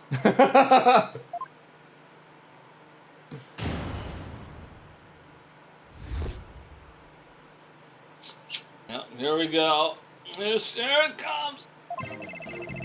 Barely conscious was Damien there amid the darkness. Suddenly, two yokai did appear. On one side. Wait, what? What? Yeah, this is a supernatural testimony. On one side, I, Damien Tenmataru, ruler of the demon kind. And the other side, my mortal enemy, the nine-tailed fox. Wait, what? That's the whole testimony. There's three lines, bro. Wow! Yay! Dang! Oh, awesome! Let's go! Wow! So, Tina, you wanna use your like emotion tracker to make this testimony make sense? Because I think we need some superstition power. I ain't gonna work, man. It's not gonna do anything. I feel like we need. I mean, this guy's speaking nonsense. Oh no. I feel like my time was just being wasted. 3 entire sentences were just wasted on me hearing this. But Judge, it was the shortest testimony yet. So, is this defendant asserting that the room he was in was very dark at the time? Strange as it may be, yes, indeed, it was all in darkness. And the part about Telmataro and the Ninetales Fox being there. What do you mean it was all dark? I don't understand that. I don't understand, man. What? There was no lights on. Windows closed. Wait, what do you mean no windows? There were windows. What? I mean, I'm talking about the windows like curtain closed or something. He's implying everything is pure blackness. Yes, that's true. Tenmataro towered overhead, and the nine-tailed fox glittered gold. I call animal abuse, Your Honor. It would seem the defendant's recollections are not to be trusted. Yes, well, truth be told, my host's recollections are still a bit fuzzy. As if half dreamt, that lingering in his mind. Wait, what? That happening lingers in his mind, okay? Well, maybe I can help. Really? Oh. See, supernatural powers. Are we Let's doing go. it? Are we doing it? Yeah, see, I called out for it. This statement is so baloney that we need some supernatural bullshit. Okay, like, we're gonna read his emotions, I guess. Yeah, I can hear it. The discord in his heart. Oh. I can't take your statement seriously, man. God, I just can't. I sense an unusual emotion in the mayor's memory of the event. Okay, I just hope our findings don't come back to haunt us again. Oh, here goes Gage. Oh, yeah. She's gonna read people's emotions. Oh, yeah, we're gonna read Telmataro's emotions. Barely conscious was Damien there, amid the darkness. Yay. Very sad. Suddenly, 2 yokai did appear. Truly shocking. On one side, I, Tenmataro, ruler of demonkind. Yeah. Happiness? Why are you happy about that? Anyway. And on the other, my mortal enemy, the nine-tailed fox. He seems to be quite happy about that. Oh, my enemy! Oh, I'm so excited. It sounds like a mayor saw the same thing as what's shown under the scroll. What's with those... Well, what's with those Emmas and their yokai vision? I think it's sweet how father and daughter can share something. No. Uh-huh. Not in this case. I don't think a shared nightmare really qualifies as sweet. Anyway, all I need to do is point out the unnatural reaction like last time. Right, looking for places where the blah blah blah tutorial. Anyway, that conflict usually indicates a thought or emotion that is being suppressed. Oh no, like what? I was just wondering, why are you happy about this now? Why are you happy? That's the wrong button. Press the wrong button. Get me back there, please. Not now. As I was saying, why are you happy about this? When the Ninetales Fox appeared, you not only expressed shock and sadness, but also something like joy as well. Joy? Perhaps it was the joy. It was joy at the light coming to my eyes at long last. A long and terrible creaking that pierced the silence. And then there was light. Wait a sec. Wait a minute. Was he inside the fucking chamber? Really fucking funny if he was. How? Apparently, a lot of people were in this chamber. All things considered. On reflection, it was a door that did produce that infernal racket.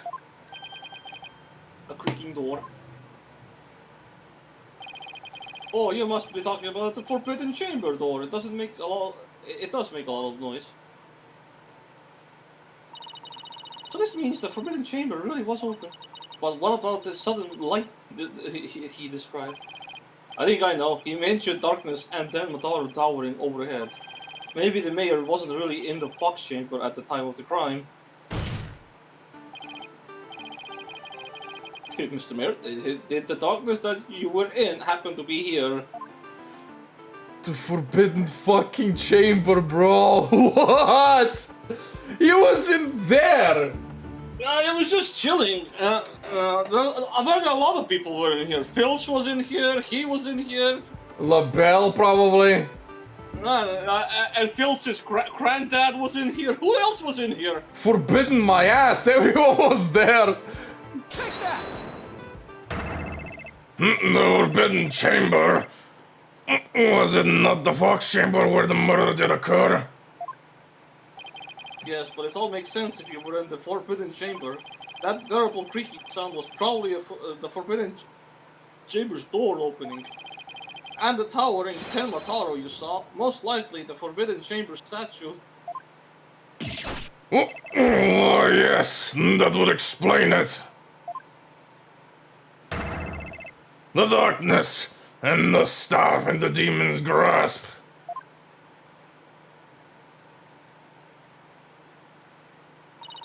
But even if all that's true, then what about the nine-tailed fox?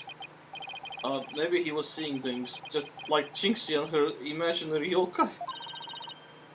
Fantastical, Apollo! It's entirely possible! Fucking fantastic.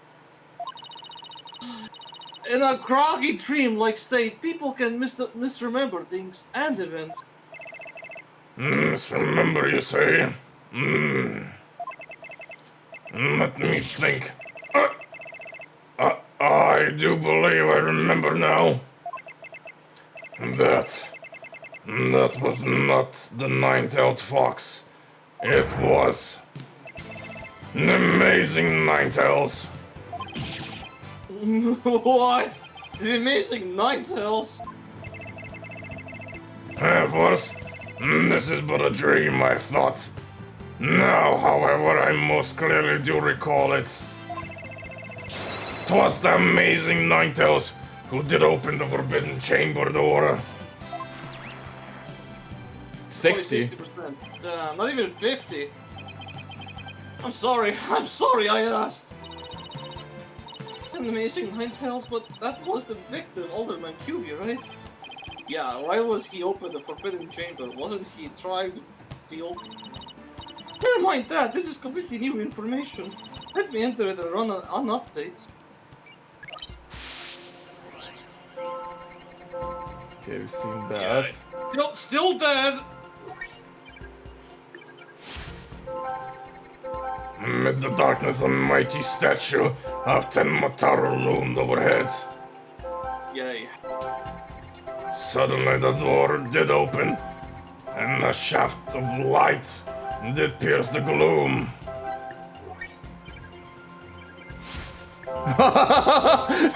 Look at this fucking unit! Uh-huh. The amazing Ninetales had come to the rescue. So it's like that.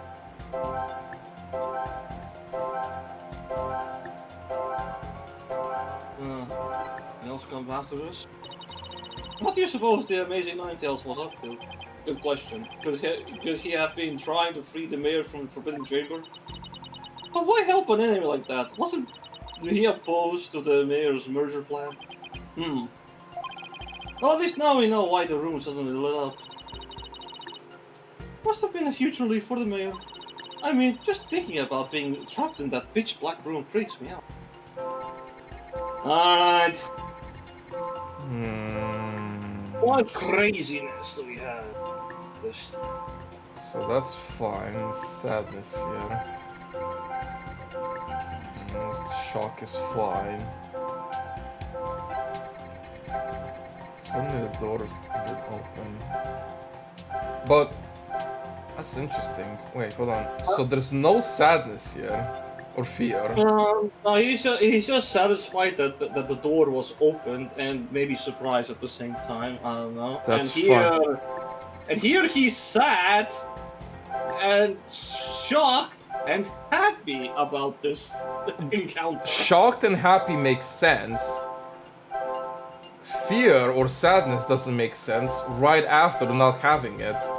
No, that's the only thing I was paused here when I was thinking, like, why are you sad about it? It's like, what makes you sad? Yeah, there should be a sense of relief, not... Got it! What? Why is there sadness? When the Ninetales opened the chamber, banishing the darkness within, you felt joy, but didn't you also feel shock and sadness? Yes, in the hazy depths of my mind, I do recall something of that nature. I believe it was the Fiend's Cape of Red. Fiend's Cape of Red, huh? What are we talking about here? Oh, when I did behold it, a great wave of sadness did inexplicitly wash over me.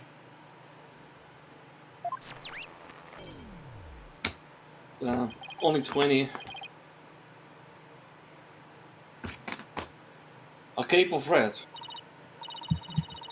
Oh, we reduced the noise level. Oh no, shit! Thanks. I didn't see it.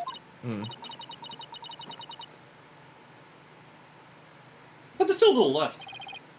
Bertano, why were you sad when you saw the red cape? Why indeed?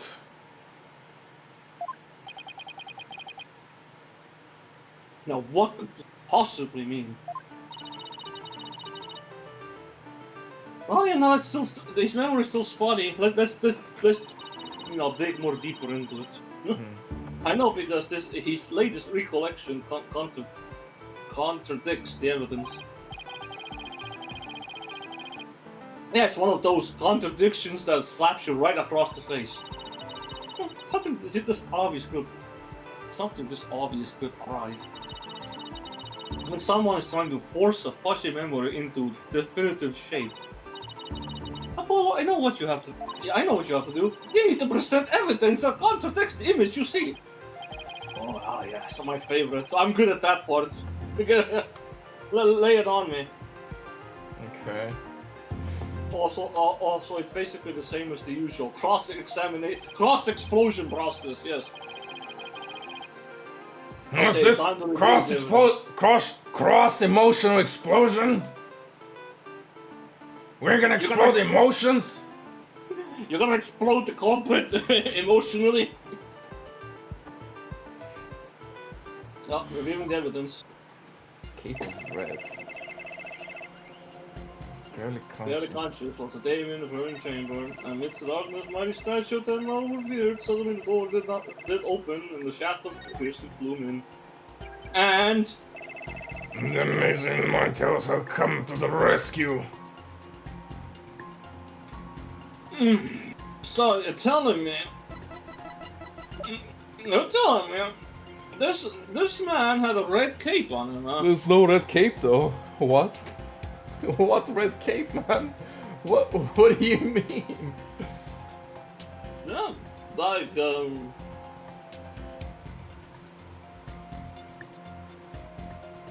I mean, Objection! So explain it to me. Huh? Where's Yeah. the cape? You said the Amazing Ninetales cape was red. Are you sure about that? Yes. Well, I do believe it was a red cape I saw.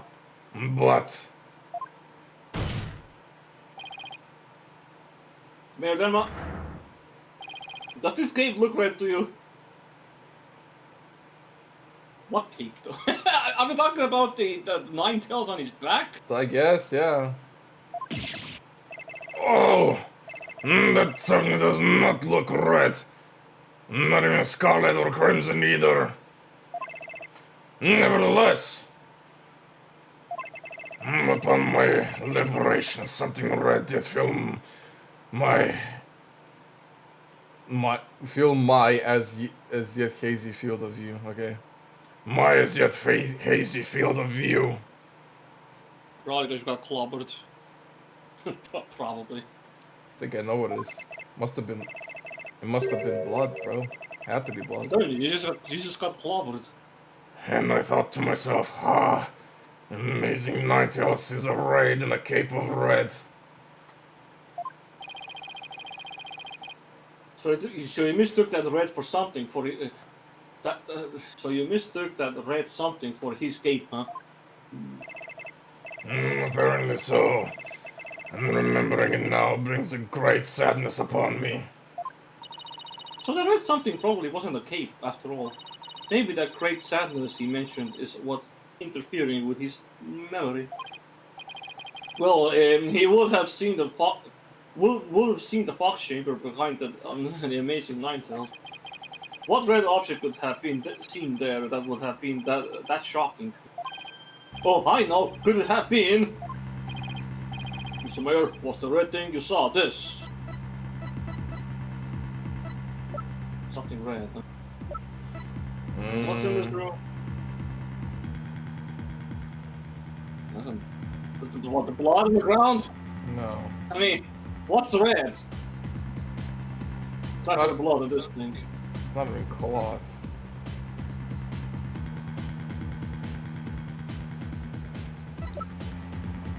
Ah. Well, it has to be the crime photo regardless. Like, Take that! has to be the crime photo. I probably have to pinpoint something. The blood. Something red that could produce a deep sadness. Could it be, Mr. Telma, that what you saw was the alderman's blood? Or he's gonna point it out for me? Blood. Oh, yes. It was blood. Ah! Oh, I remember. It's all coming back! Oh, he actually. It's all coming back to me now. It wasn't a red cape that I saw. It was lying behind the Amazing Ninetales, the Alderman's bloody body.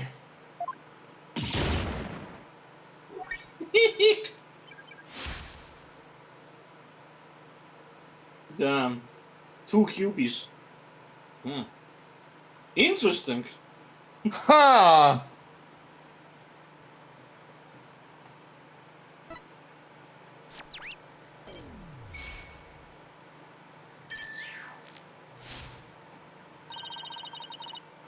Yay, it's down to 0. I think it's remembered everything now. Woohoo!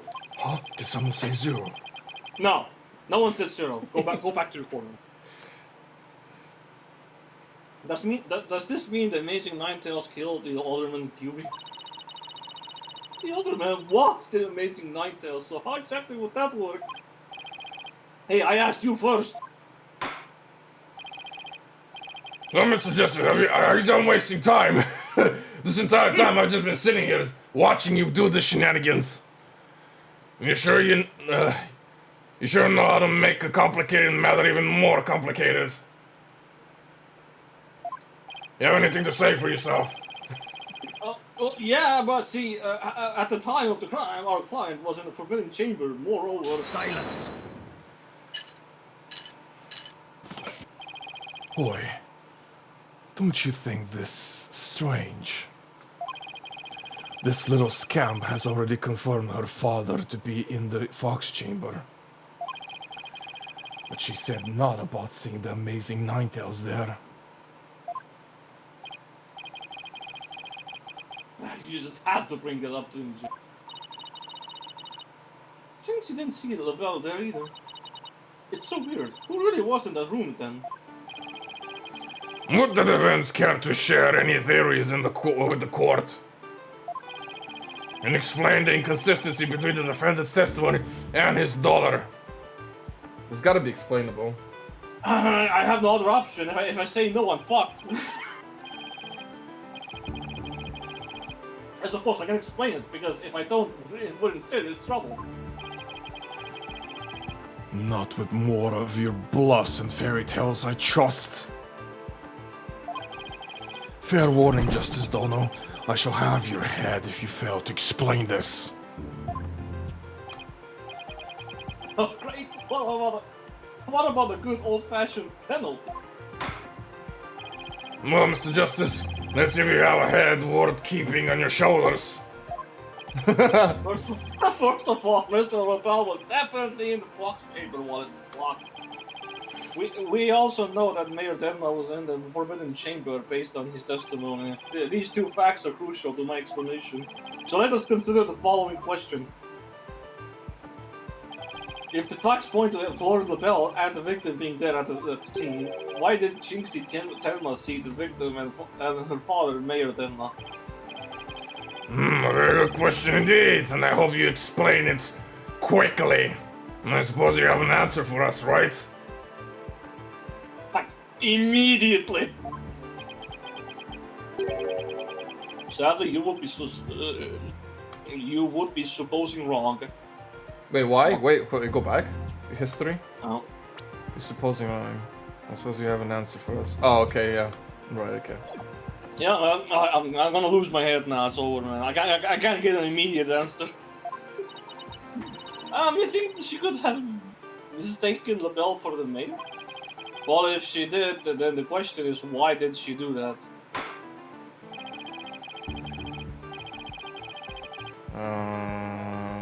I'm trying to think of how could this happen? The map, because it seems really fucking convoluted. Alright, anyway, let's see. Well, how about that explanation, Mr. Justice, I believe the time for the question is over, How about my answer? The evidence asserts that Florent LaBelle was at the scene of the crime. However, Jinxie Tenma has testified that she saw her father collapse there. If she has, in fact, misremembered the event, what could have made her do so?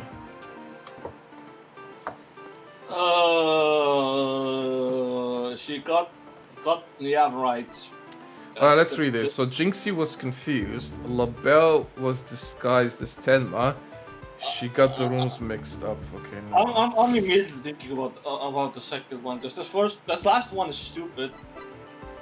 We cleared her confusion already.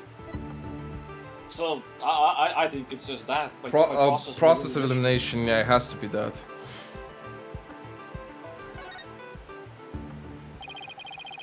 The figure Miss Tenma saw was not her father. It was Florent LaBelle disguised as Damien Ten.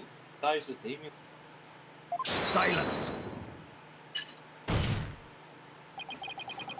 That is a complete impossibility. Their faces are utterly unalike. How could you explain that away with a mere disguise? Yes, they both do have incredibly distinctive faces.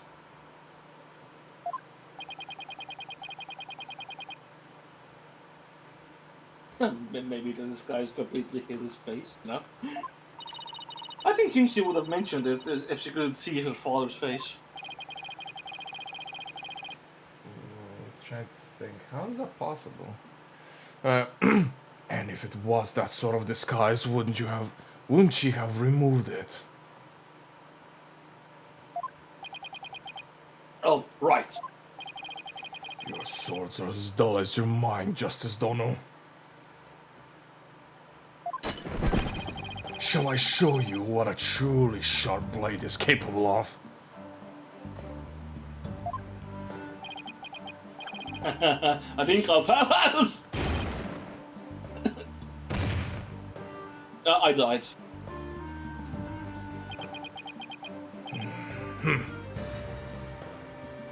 Your Honor, the prosecution just assassinated me. Are you gonna do something about this? No? Okay. Hey, Apollo. I was about to say. Not really. You've wasted my time enough. I want this over already. I'm not fine, am I? Well, now that we have that little fairy tale out of the way, your boldness, your verdict, if you will. Ah, about time. Yes, I've been waiting for this. Ah, finally it's over. Mr. Justice, I believe it's time for a verdict. If you have no further arguments. And there's nothing that I can object this now. I can finally leave.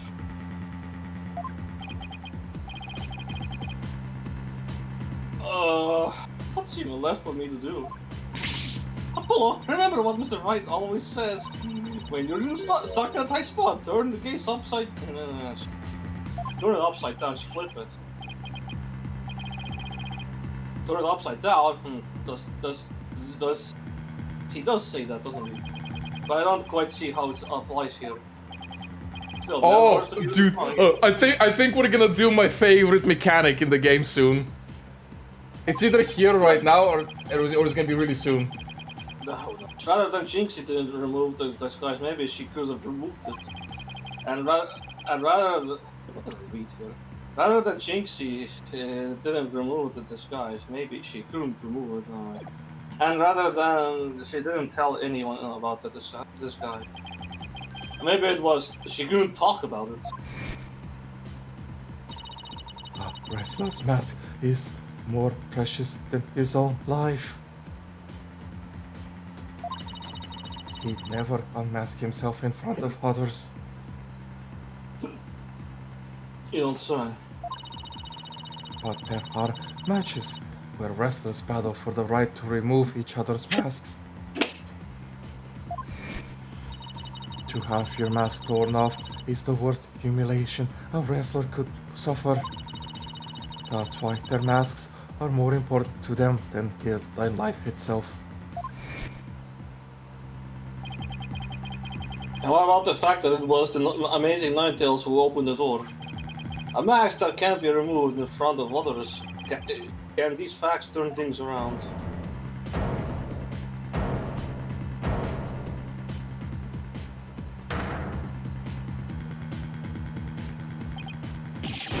Ah! We've got it all backwards! We do, don't we? Bolo? I think we do. I think we might have made a huge mistake.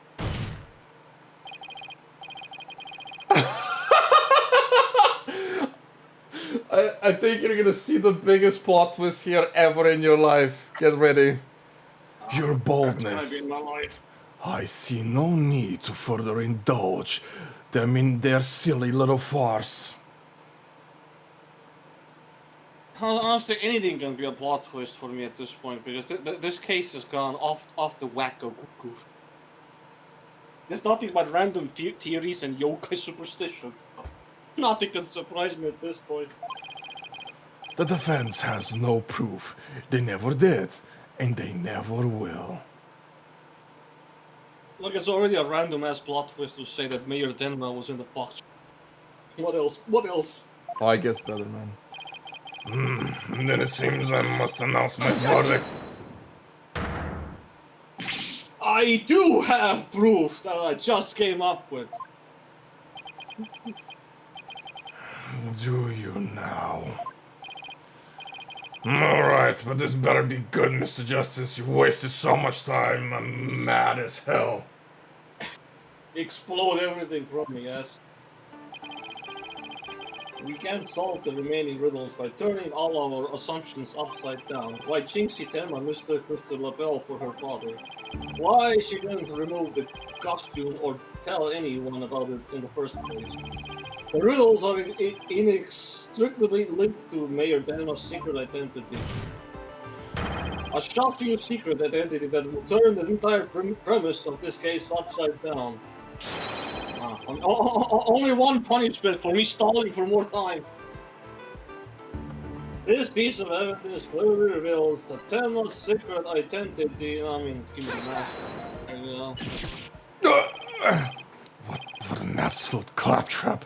Poppycock. Boulder-dash. They thought the Alderman was the Amazing Ninetales and the Mayor was Tenma Taro. That's why we believe the Mayor killed the Alderman in lust for the Ninetales found. And it was the basis for the prosecution's entire case against our client. However, we got the whole thing backwards. Mayor Tenma wasn't Tenma Taro at all. He was the Amazing Ninetales.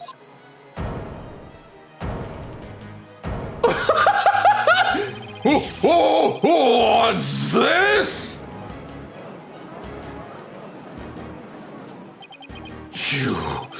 You'd best explain yourself, Justice Dono. I am so mad I could stab you 100 times. And from where do you derive such a far-fetched conclusion? Jinxie no doubt knew the true identity of the Amazing Ninetales, but she couldn't tell anyone no matter what. That's why she didn't say it was the Amazing Ninetales she saw passed out. Bro, it's suddenly funny! There's no way, right? Just seeing this scene is funny because of the head. it's like it's got just photoshopped. Yeah. Even though, unbeknownst to her, it was really a Florent LaBelle in disguise. Silence. They're curious, and that deceitful dandy are utterly dissimilar in physical build and voice. That little scum would have seen the difference. I mean, hell, LaBelle even admitted that, you know, that suit he wears, yeah, my design right there. I really am. Okay, so interesting point you made there, LaBelle. I'm just saying. That's true, actually. I didn't think about that. Objection! Remember, Mr. LaBelle has his very own brand of cosmetics. Why couldn't he fake a different build too? And anyone speaking the truth, through a mask would naturally sound different. Silence. Why did she not simply pull the mask off? Objection!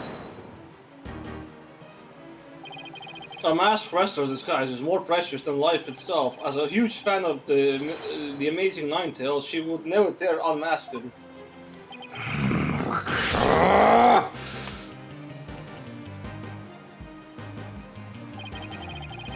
This case of mistaken identity also explains the riddle of the locked room. Then by all means, Mr. Justice, answer it for us already. First, Mr. LaBelle entered the room where the mayor and alderman were talking. I suspect that he brought with him coffee laced with some sort of sedative. Once the alderman was out cold,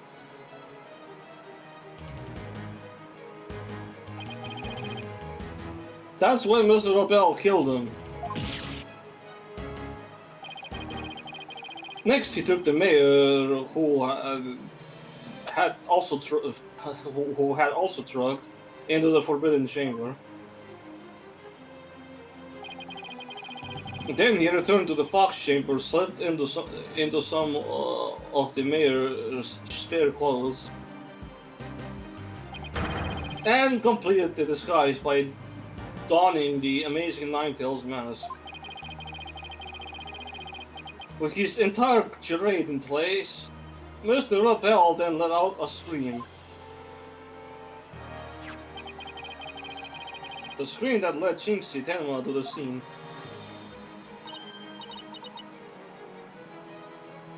So then,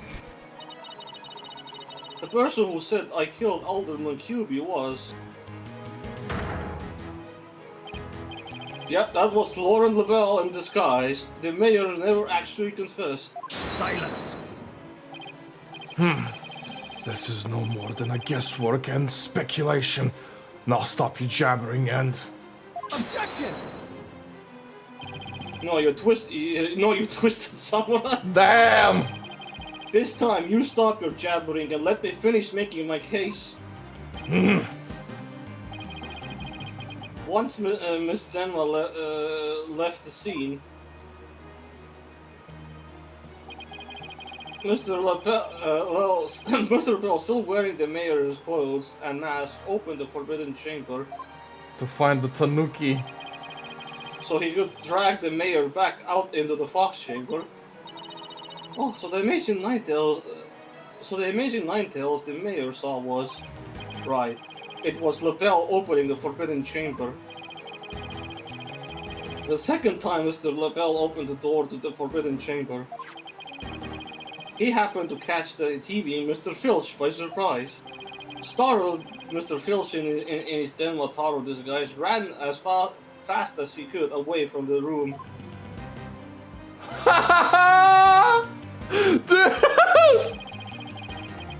As he did, he left behind him a trail of feathers and tracks, and gave Miss Denma the scare of her life in the hallway.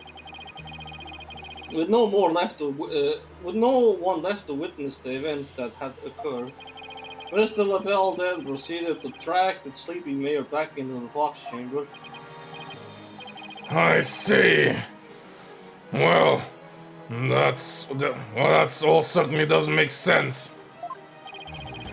Then, after dragging the mayor back into the fox chamber, Mr. LaBelle threw the mask out the window and fled the room. Silence. For this absurd theory to work, it requires that the defendant be the amazing Ninetales.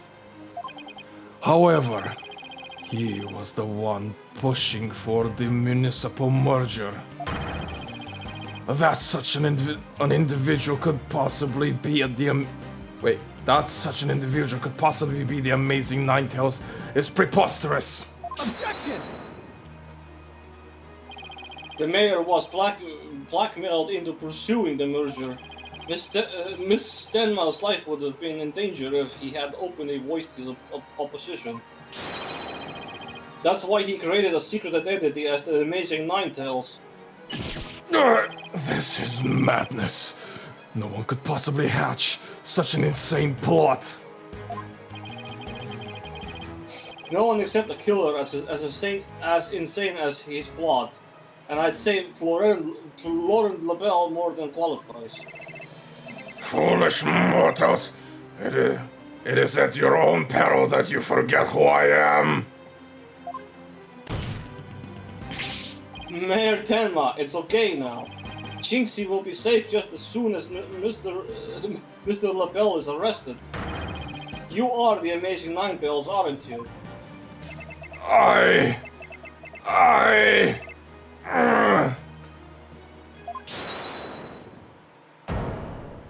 Is that Jinxie? Oh. Man, he's back to blonde. Oh, you have quite an active imagination. Mayor Tenma is not the amazing Ninetales. Objection! What do you mean? Well, has the mayor admitted to it yet? But that's just... And even if he did admit to such nonsense, I would reveal the truth behind Tenma Taro right here and now. What? Why you? Will they reveal the secret? My good friend, the elder man told me all about it. But it wouldn't be good to expose the truth. What with the superstitions now, would it? The truth behind Tenmataro?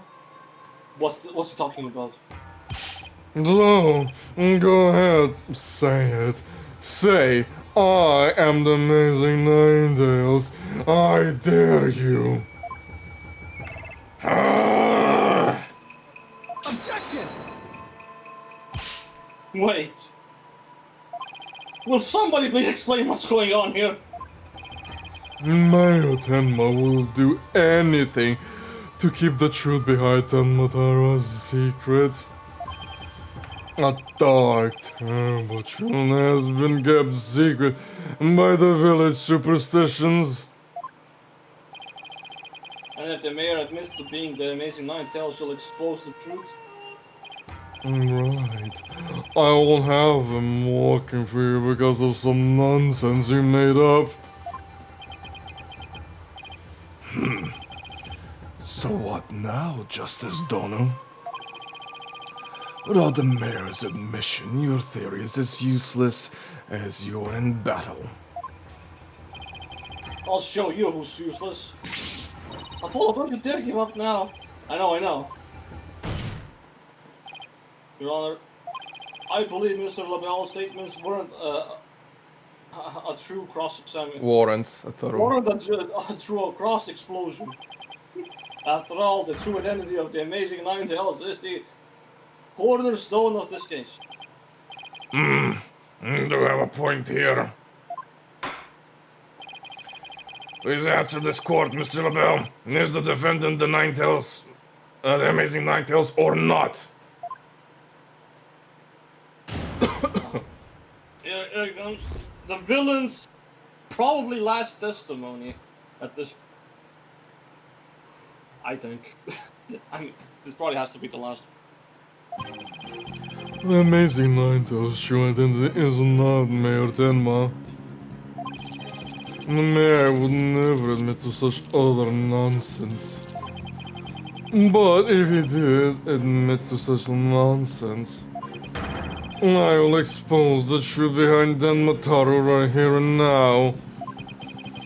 And that will bring a ruin upon Ninetales Vale, just as the superstitions say. Talk about out of this pot and into the fire. At this rate, the mayor will be found guilty for sure. Honestly speaking, if Mayor Damien Tenma is not the amazing Ninetales, I'm afraid I don't see how the defense has much of a case here.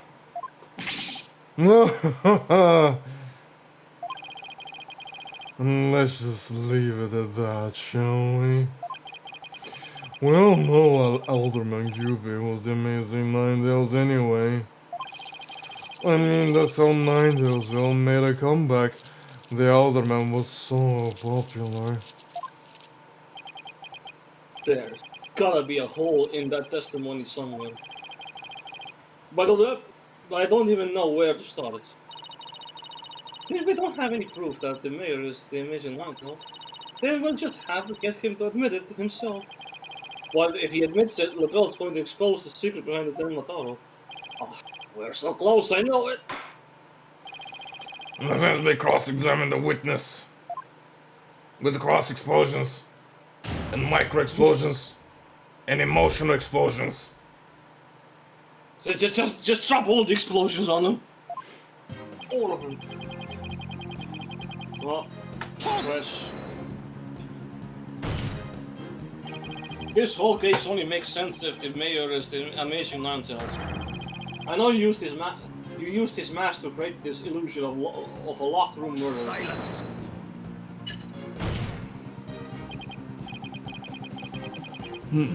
Nothing more than idle speculation. You've no evidence now, have you? Objection! Mr. LaBelle knows what this statue originally looked like. That means he had to be in the fox chamber while it was still locked up tight. No, hold it. Sorry, but I heard about this statue from Alderman QB. If you don't believe me, just ask him. Oh, what's this? The other man's dead? No!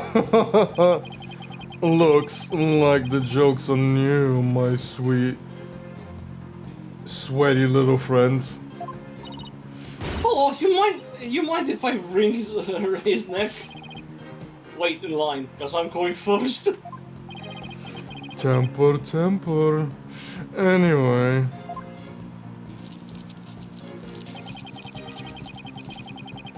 Hold it! The only nonsense here is in this court is you and your assertions. Tusk, tusk. Such anger is terrible for the skin, you know. Beauty is like a flower that blooms forth from a serene heart. Excuse me. I wouldn't expect a wilted peasant like you to understand. Perhaps this fragrance will help the blossom within you bloom. Ah! And you liked that, didn't you? Enough jabbering about blossoms and whatnot. Get on with your testimony before I slice you into a bouquet of cut flowers. Oh dear, please excuse me. As I was saying, the assertion of our wilted attorney is utter nonsense.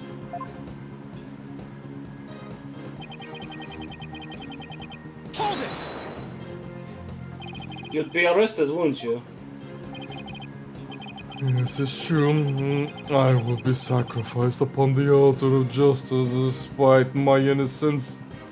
What innocence?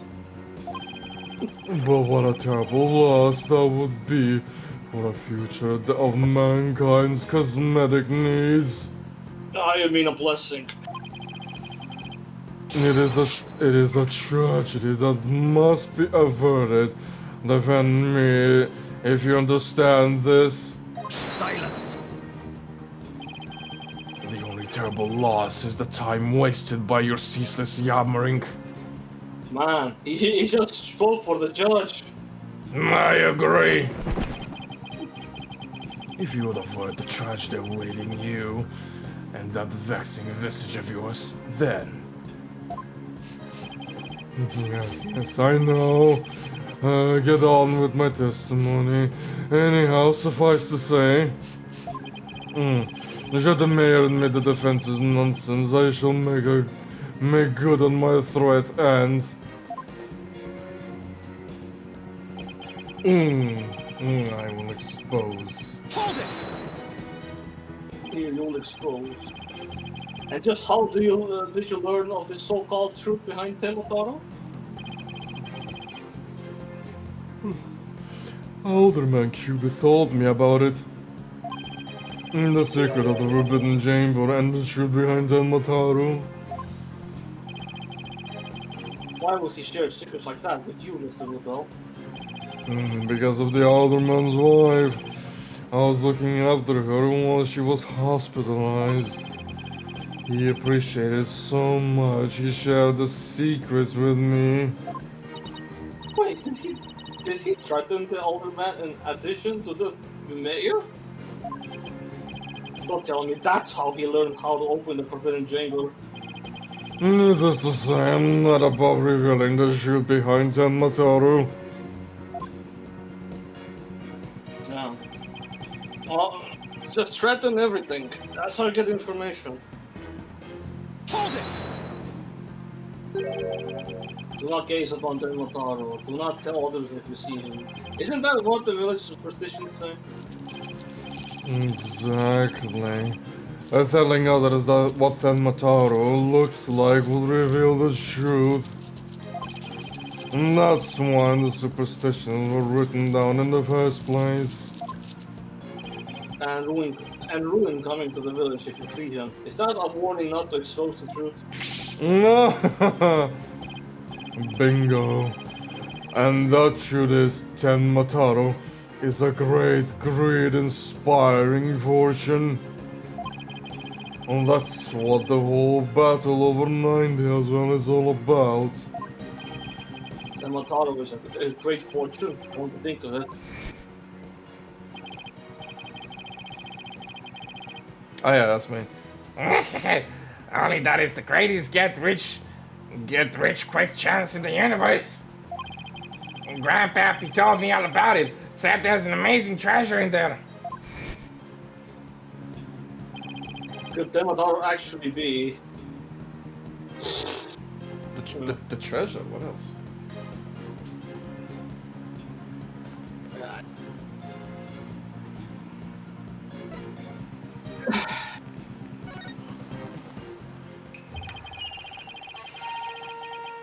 Telling the villagers that the Mataro is a terrifying yokai is what has scared them away from the Forbidden Chamber and the treasure within. That's how the treasure has been kept secret all this time. There's no treasure in there anyway. Wait, that's crazy. No. Well. It seems our ace attorney here has uncovered a truth that must not be revealed. Mayor Tenma looks like he wants to keep the truth hidden as much as I do. Tragedy is doomed to repeat itself as long as Tenmataro exists. That's why the secret must be protected.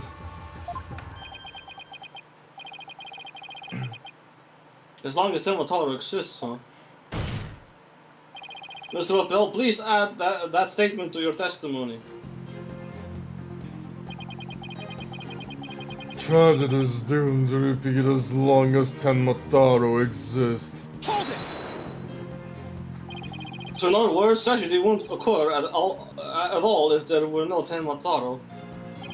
Yes, I suppose so. But that's wishful thinking. Yes, this is the bell. Yes, you don't say. As long as Tenmataro exists, huh? How are the mayor supposed to admit to this secret identity, to his secret identity now? Well, we have to find a way to make him say it, or our entire case unravels. There must be a hole in LaBelle's testimony somewhere.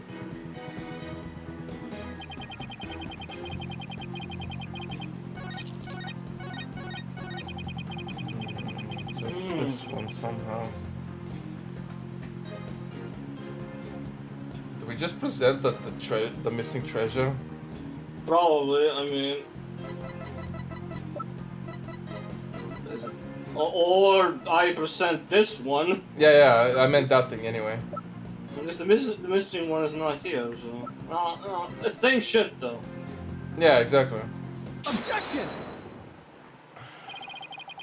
Mr. Abel, what if Tenmataro no longer existed? Revealing the truth would no longer be an issue, would it? If Tenmataro no longer existed. Ah, what on earth are you talking about? Well, apparently you haven't heard. Tenmataro no longer exists. But I guess you didn't get to do a thorough search after the key was taken from you. Because when we researched the Forbidden Chamber, there wasn't any treasure there. Really? Well, maybe you weren't looking in the right place. Sorry, but I have proof that Tenmataro no longer exists. Take a look at this figure. What do we have here? Looks like some sort of creature. We found this in the hidden chamber. It's a Asuki Gozo figure. The great thief Asuki Gozo used to leave them at the scene of the crimes. Are you suggesting that Tenmataro has been stolen? Yes, Phineas Filch's grandfather, a master thief, was the culprit. And by that hideous moronic caretaker grandfather, no less. No! My pitiful golden Tenmataru was?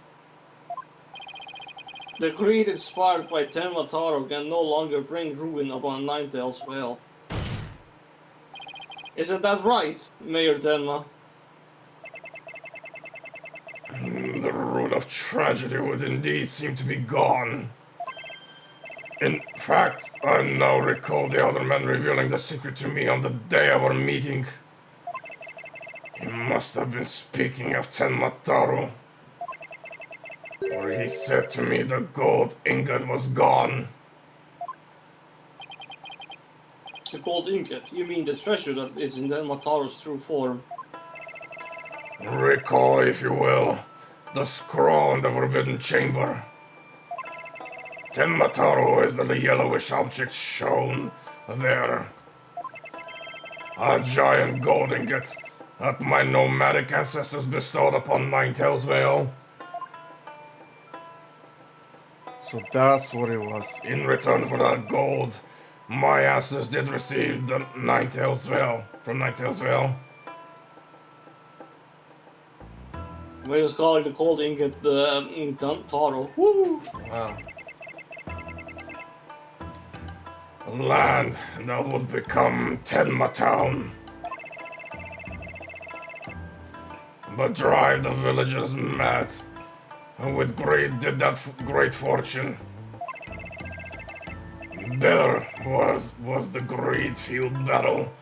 It was as if they were possessed.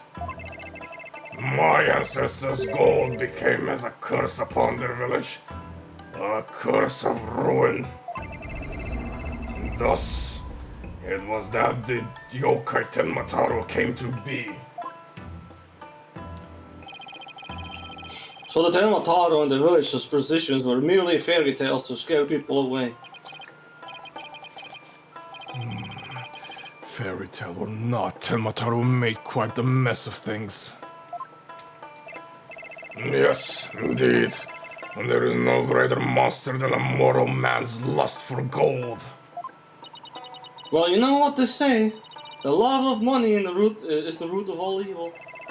My ancestors did bring a terrible thing here to Ninetale Vale. A thing so terrible that Tenmataro, a monster just as terrible, had to be created to keep it a secret. Yet we have naught but love for a little village to which we owe our very existence. Tenma Town would never seek to take over Ninetales Vale in a merger. Oh my, it was quite a shocking lesson in history. Mr. Mayor, now that we know Tenmataro no longer exists, are you ready to admit your secret? You are the amazing Ninetales, aren't you? Hold it. No. Don't do it. Please. No. Begone, you demented demon. Ahem. Now, where was I? The Golden Lord of Yokai, the amazing Ninetales is indeed me!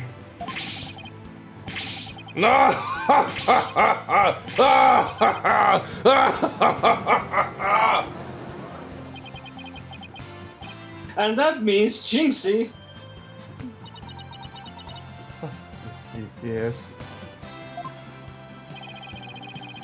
The man wearing the mayor's clothes, who you saw collapse in the fox chamber, was he wearing the amazing Ninetales mask?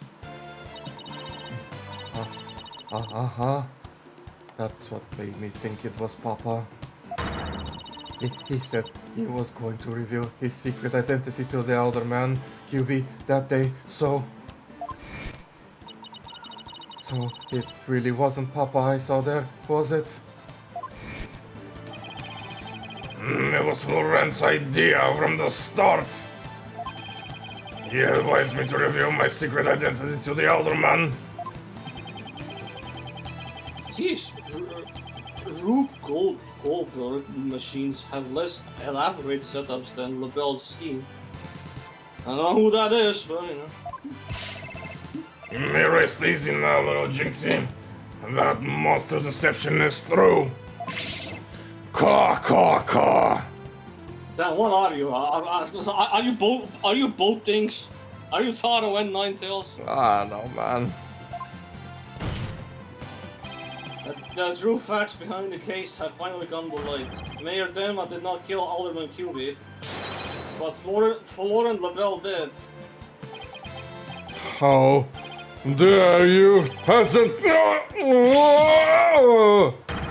No! Silence.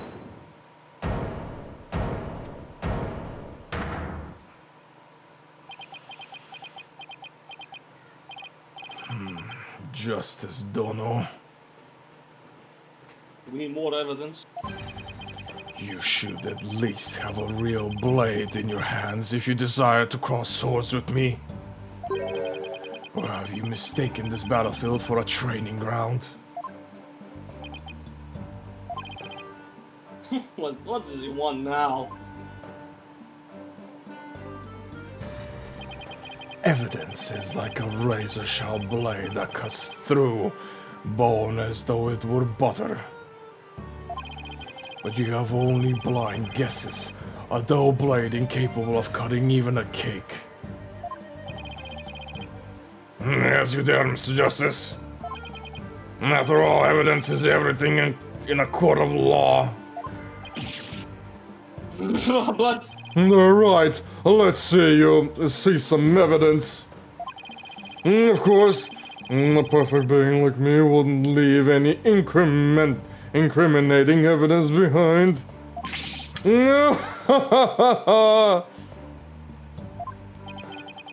This is the final battle. Just as a samurai must live and die by the sword. You will live or die by the evidence you hold. My swift blade of judgment awaits. Now present your conclusive evidence, or don't you have any? It's coming. crap, do I have anything conclusive?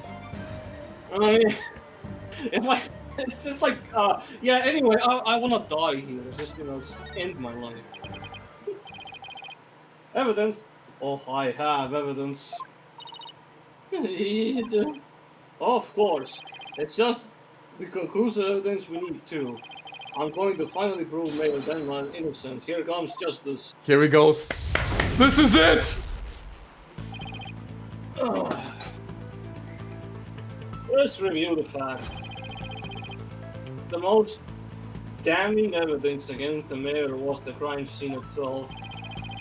The mayor and the victim were the only two people found in the room. Also, we all thought the older man was killed because he was the amazing 90. But as we know now, of course, we were way off. The amazing Ninetales is really Mayor Damien Denmark. That's why when his daughter Jinxie saw the amazing Ninetales collapse at the scene, she mistook him for her father. Those are the facts, as we have revealed. However, Mr. LaBelle asserts that he did not leave any evidence at the scene of the crime, but he didn't say anything about evidence outside the crime scene. Maybe he isn't as clever as he thinks he is. Does any of the evidence found outside the crime scene provide any clues? So I just have to select. Yep.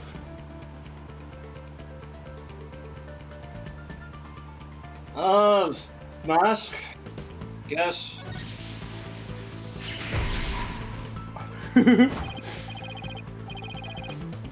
Oh, I know. The amazing Ninetales mask. It was found washed up along the river. What sort of clue does the mask hold? Well, it had the white hair in it, if I'm not mistaken. Patch of gold. Yeah, so anyway.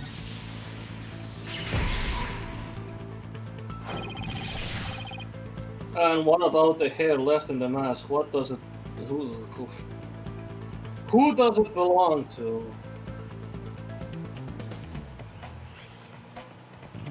Probably this guy, because he keeps changing his hair all the fucking time. Yep. There it is. Zero logic. Is it pseudo logic though? He just put all common facts together. The only sketchy part is the fact that the hair of the man, but again, he was changing his hair color constantly, so that's probably the only like far stretch thing he can come up with. That yeah, it must be him. That's probably the only thing you can maybe come up with. Yeah, I mean this is like the tutorial version of this mechanic. It gets really fucking great later on, especially in the sixth game. If it starts putting convoluted stuff together, for now I put all the facts together, so Pretty much. yes, no, that's what I call conclusive evidence.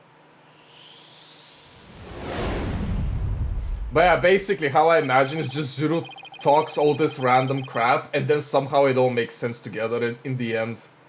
Uh-huh.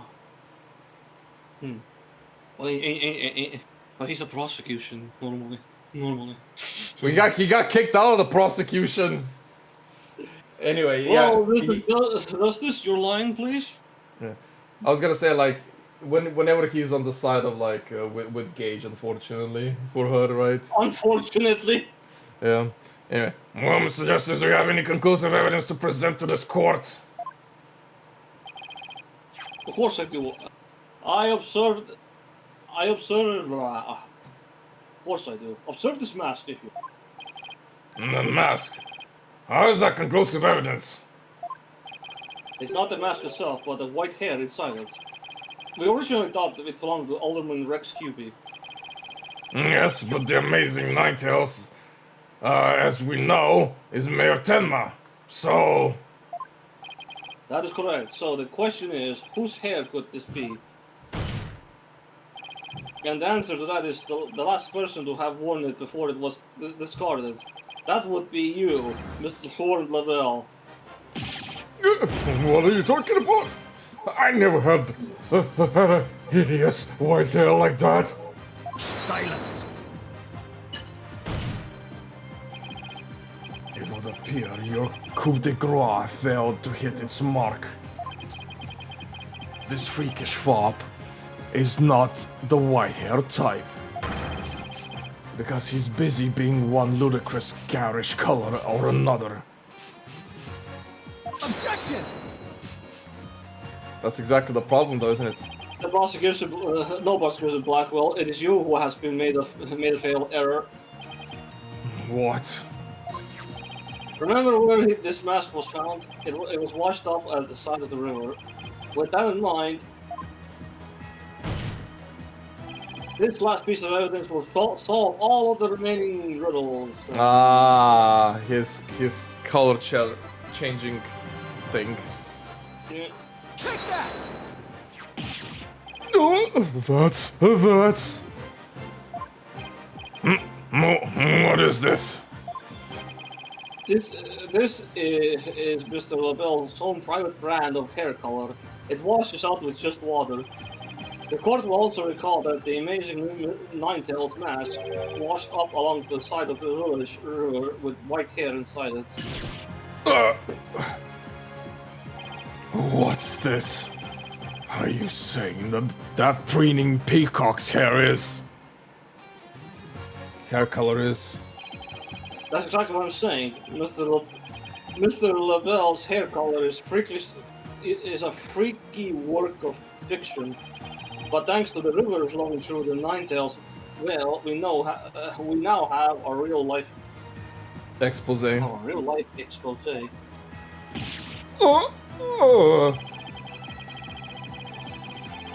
The white hair in the mask is conclusive evidence proving you're the real killer.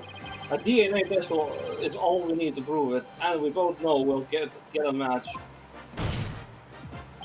Admit it. Lord Lavelle, you were the one who killed Alderman Rex QB. Oh, you peasant! How dare you! Oh, you profane my beauty! I can't read it. my cup! Nice. Man, it's like he grew old. Let's see. You pervade my beauty like a bug. Like a bug on a rose. I'm going to exterminate you like I did the other man. No, my makeup. There, it looks like he just grew old all of a sudden.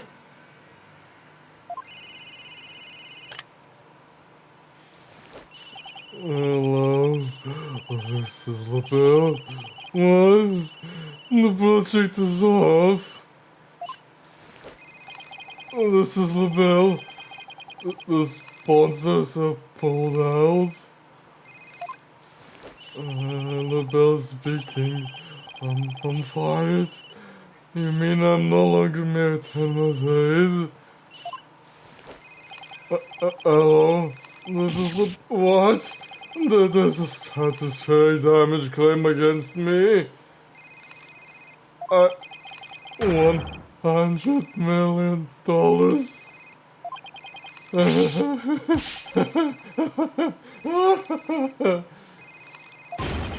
I'm finished. Washed up. Stick a fork in me. Nice. I'm done.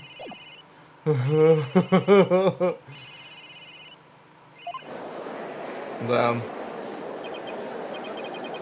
This is preposterous. I, Simon Blackwell, defeated. Tough shit, buddy. Order! Order in the court!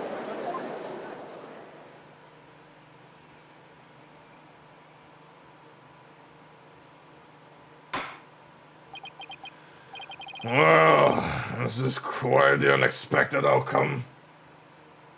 Such a colossal waste of time just to get to this point. Must hand it to you, Mr. Justice. You really turned this case on its head. It's like the other lawyer, Phoenix Wright. Wait, was that a compliment? That was a compliment, right? Prosecutor Blackwell, what have you done with Florent LaBelle? The defaced man has withered like a flower without water. One of the officers is currently tending to him with a sprinkler. Won't that just wash even more of his makeup off? Allow me to explain the actions of the guilty party in detail. The motive, of course, was to steal the gold ingot known as the Tenma. However, few are allowed into the manor due to its cultural ties into Ninetales Vale. LaBelle set in motion plans to gain access to the manor and the gold within the merger. But the efforts to the amazing Ninetales saw those plans come to a halt. And thus LaBelle murdered the elder man and attempted to pin the blame on Mayor Tenma. I see. But what I still don't comprehend is why would he go after the gold in the first place? Mr. LaBelle doesn't look like someone who is in need of financial aid. LaBelle hid his past well, much like he hid his beauty with makeup. He's mired in debt. Debt too, pouring money into a brand only he could love. Which is why he sought the gold with such veracity. Too bad for him, someone else had got him to it first anyway. I see. Very well then. I believe it's time I declare the verdict. The score finds Damien Tenma not exploded. Somehow. Somehow.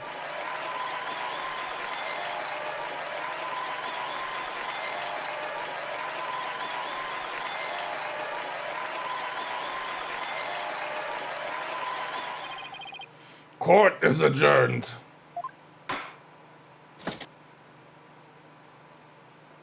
Yeah, that's right. Oh, leave immediately. I won't see you ever again. Do not come back ever again. Nah, we're in room 3 now, no longer 4. Nice.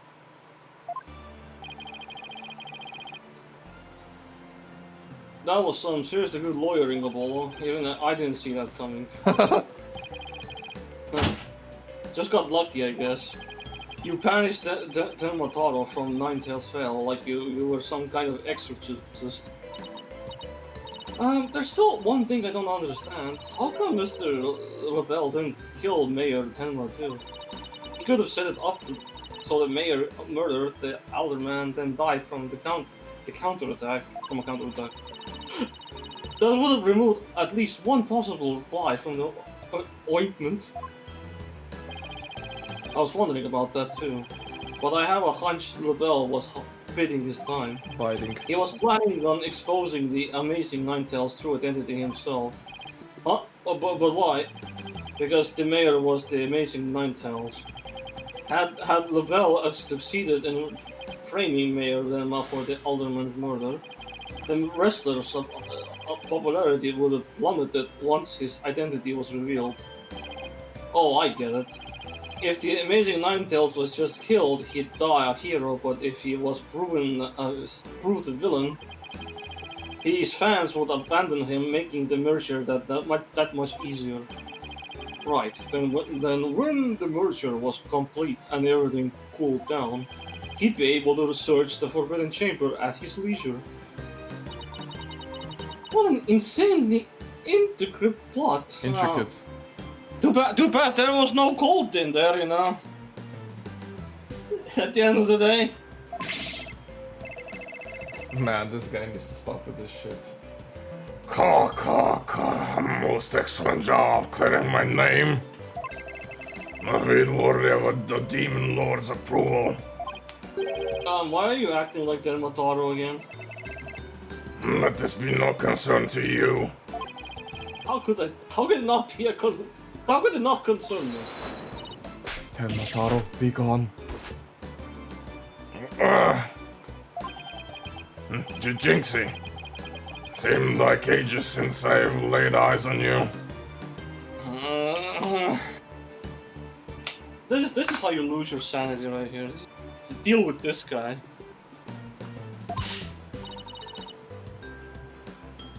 Papa, you're finally back. Yes, it seems Telmataro is no match for you. It's just a piece of paper, you superstitious freak.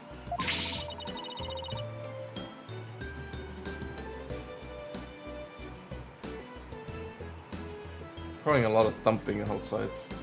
Anyway. Well, it's definitely coming from you. Oh, you hear it as well? No, I'm just saying, because there's nothing on my side. Yeah. No, I know it's coming from you. I'm not scared of that silly yokai anymore. Your father is a free man now, Jinxie. Isn't that great? Thank you for all you've done. Seeing you guys in action, it made me feel like I don't have to be afraid anymore. Wait, is Jinxie actually smiling?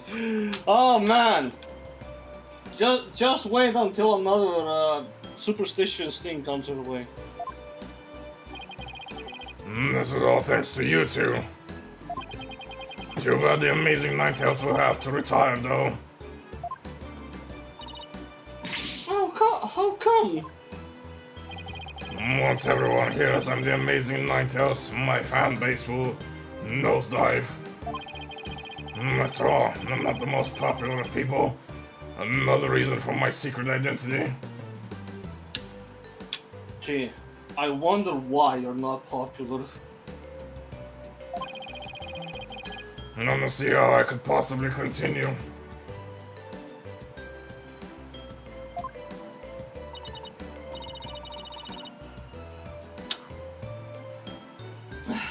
Hey, I think you misjudged yourself. Take a look outside. Say, now that you mention it, what's all that noise out there? A big crowd gathered outside the courthouse once the news broke. Seems they want to get a glimpse of Mayor Damien Tenma, the man behind the mask, and to root for your return to the wrestling ring. Rooting for me. Rather, I was nothing more than a malefactor in their eyes. The only one who really matters is Jinxie. Show her how cool you really are. Yeah, you're the coolest when you're out there fighting in the ring, Papa.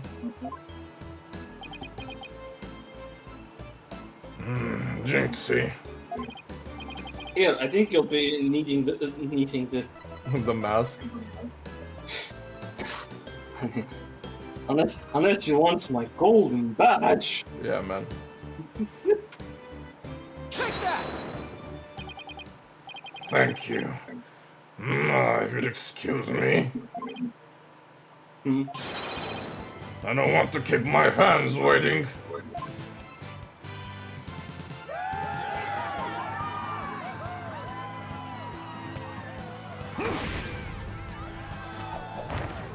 Damn! Okay, sure. He totally did this somehow. Tailsville forever! Wow.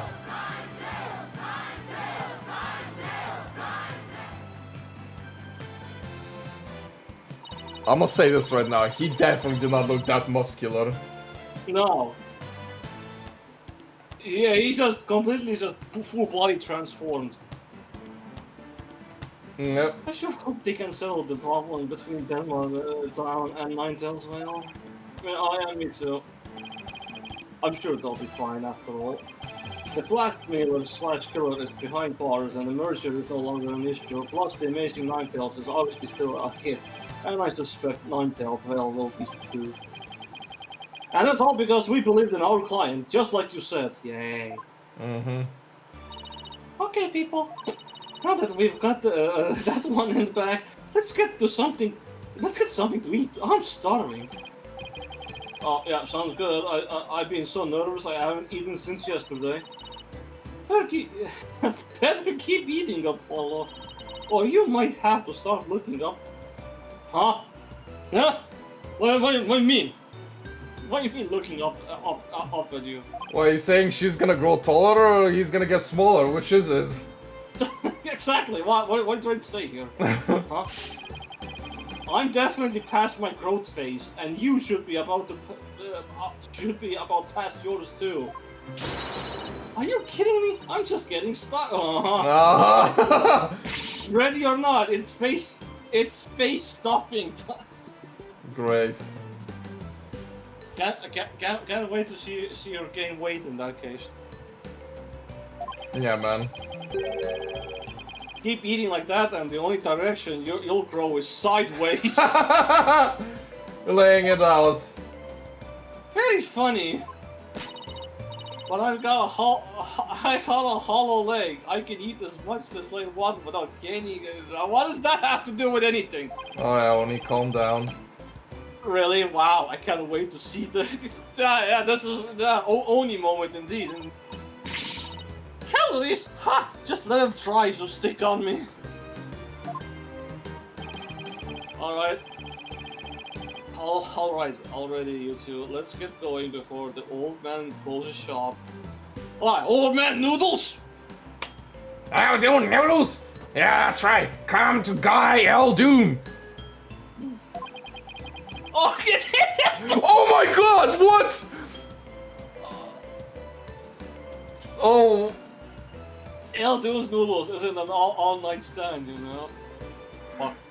Yeah, that's literally my only food that I eat. That's the only thing I can afford. That's By crazy. canon standards. Oh my god. I'm with Mr. Wright. Let's go. I've been waiting to have a bowl from there ever since Mr. Wright told me about them. Well, what are we waiting for? The noodles are on me today, so I expect some serious eating from you two. Nice. Yay, thanks, boss! I won't let you down. Tina has no idea what she's getting into. Mr. Eldune's noodles are so hot and salty. 2 bowls would kill a man. That's what he said. My noodles are saltier than salt. My stand. Stand. Random echo. Can't Yeah, eat he'll kill a Eldune's man. noodles. If you were gonna kill a man, then how many will it take to kill a girl?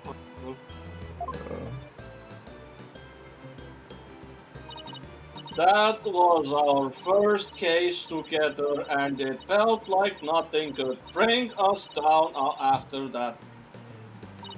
The dark age of the law seems so distant, so irrelevant to our small, cozy office. Yes, I'm reading this like a robot. It's just that slow. Yeah. But little did I know that it had been lurking all along, right there behind us. The first time it made itself known was during the murder at the Demis Legal Academy, not agency.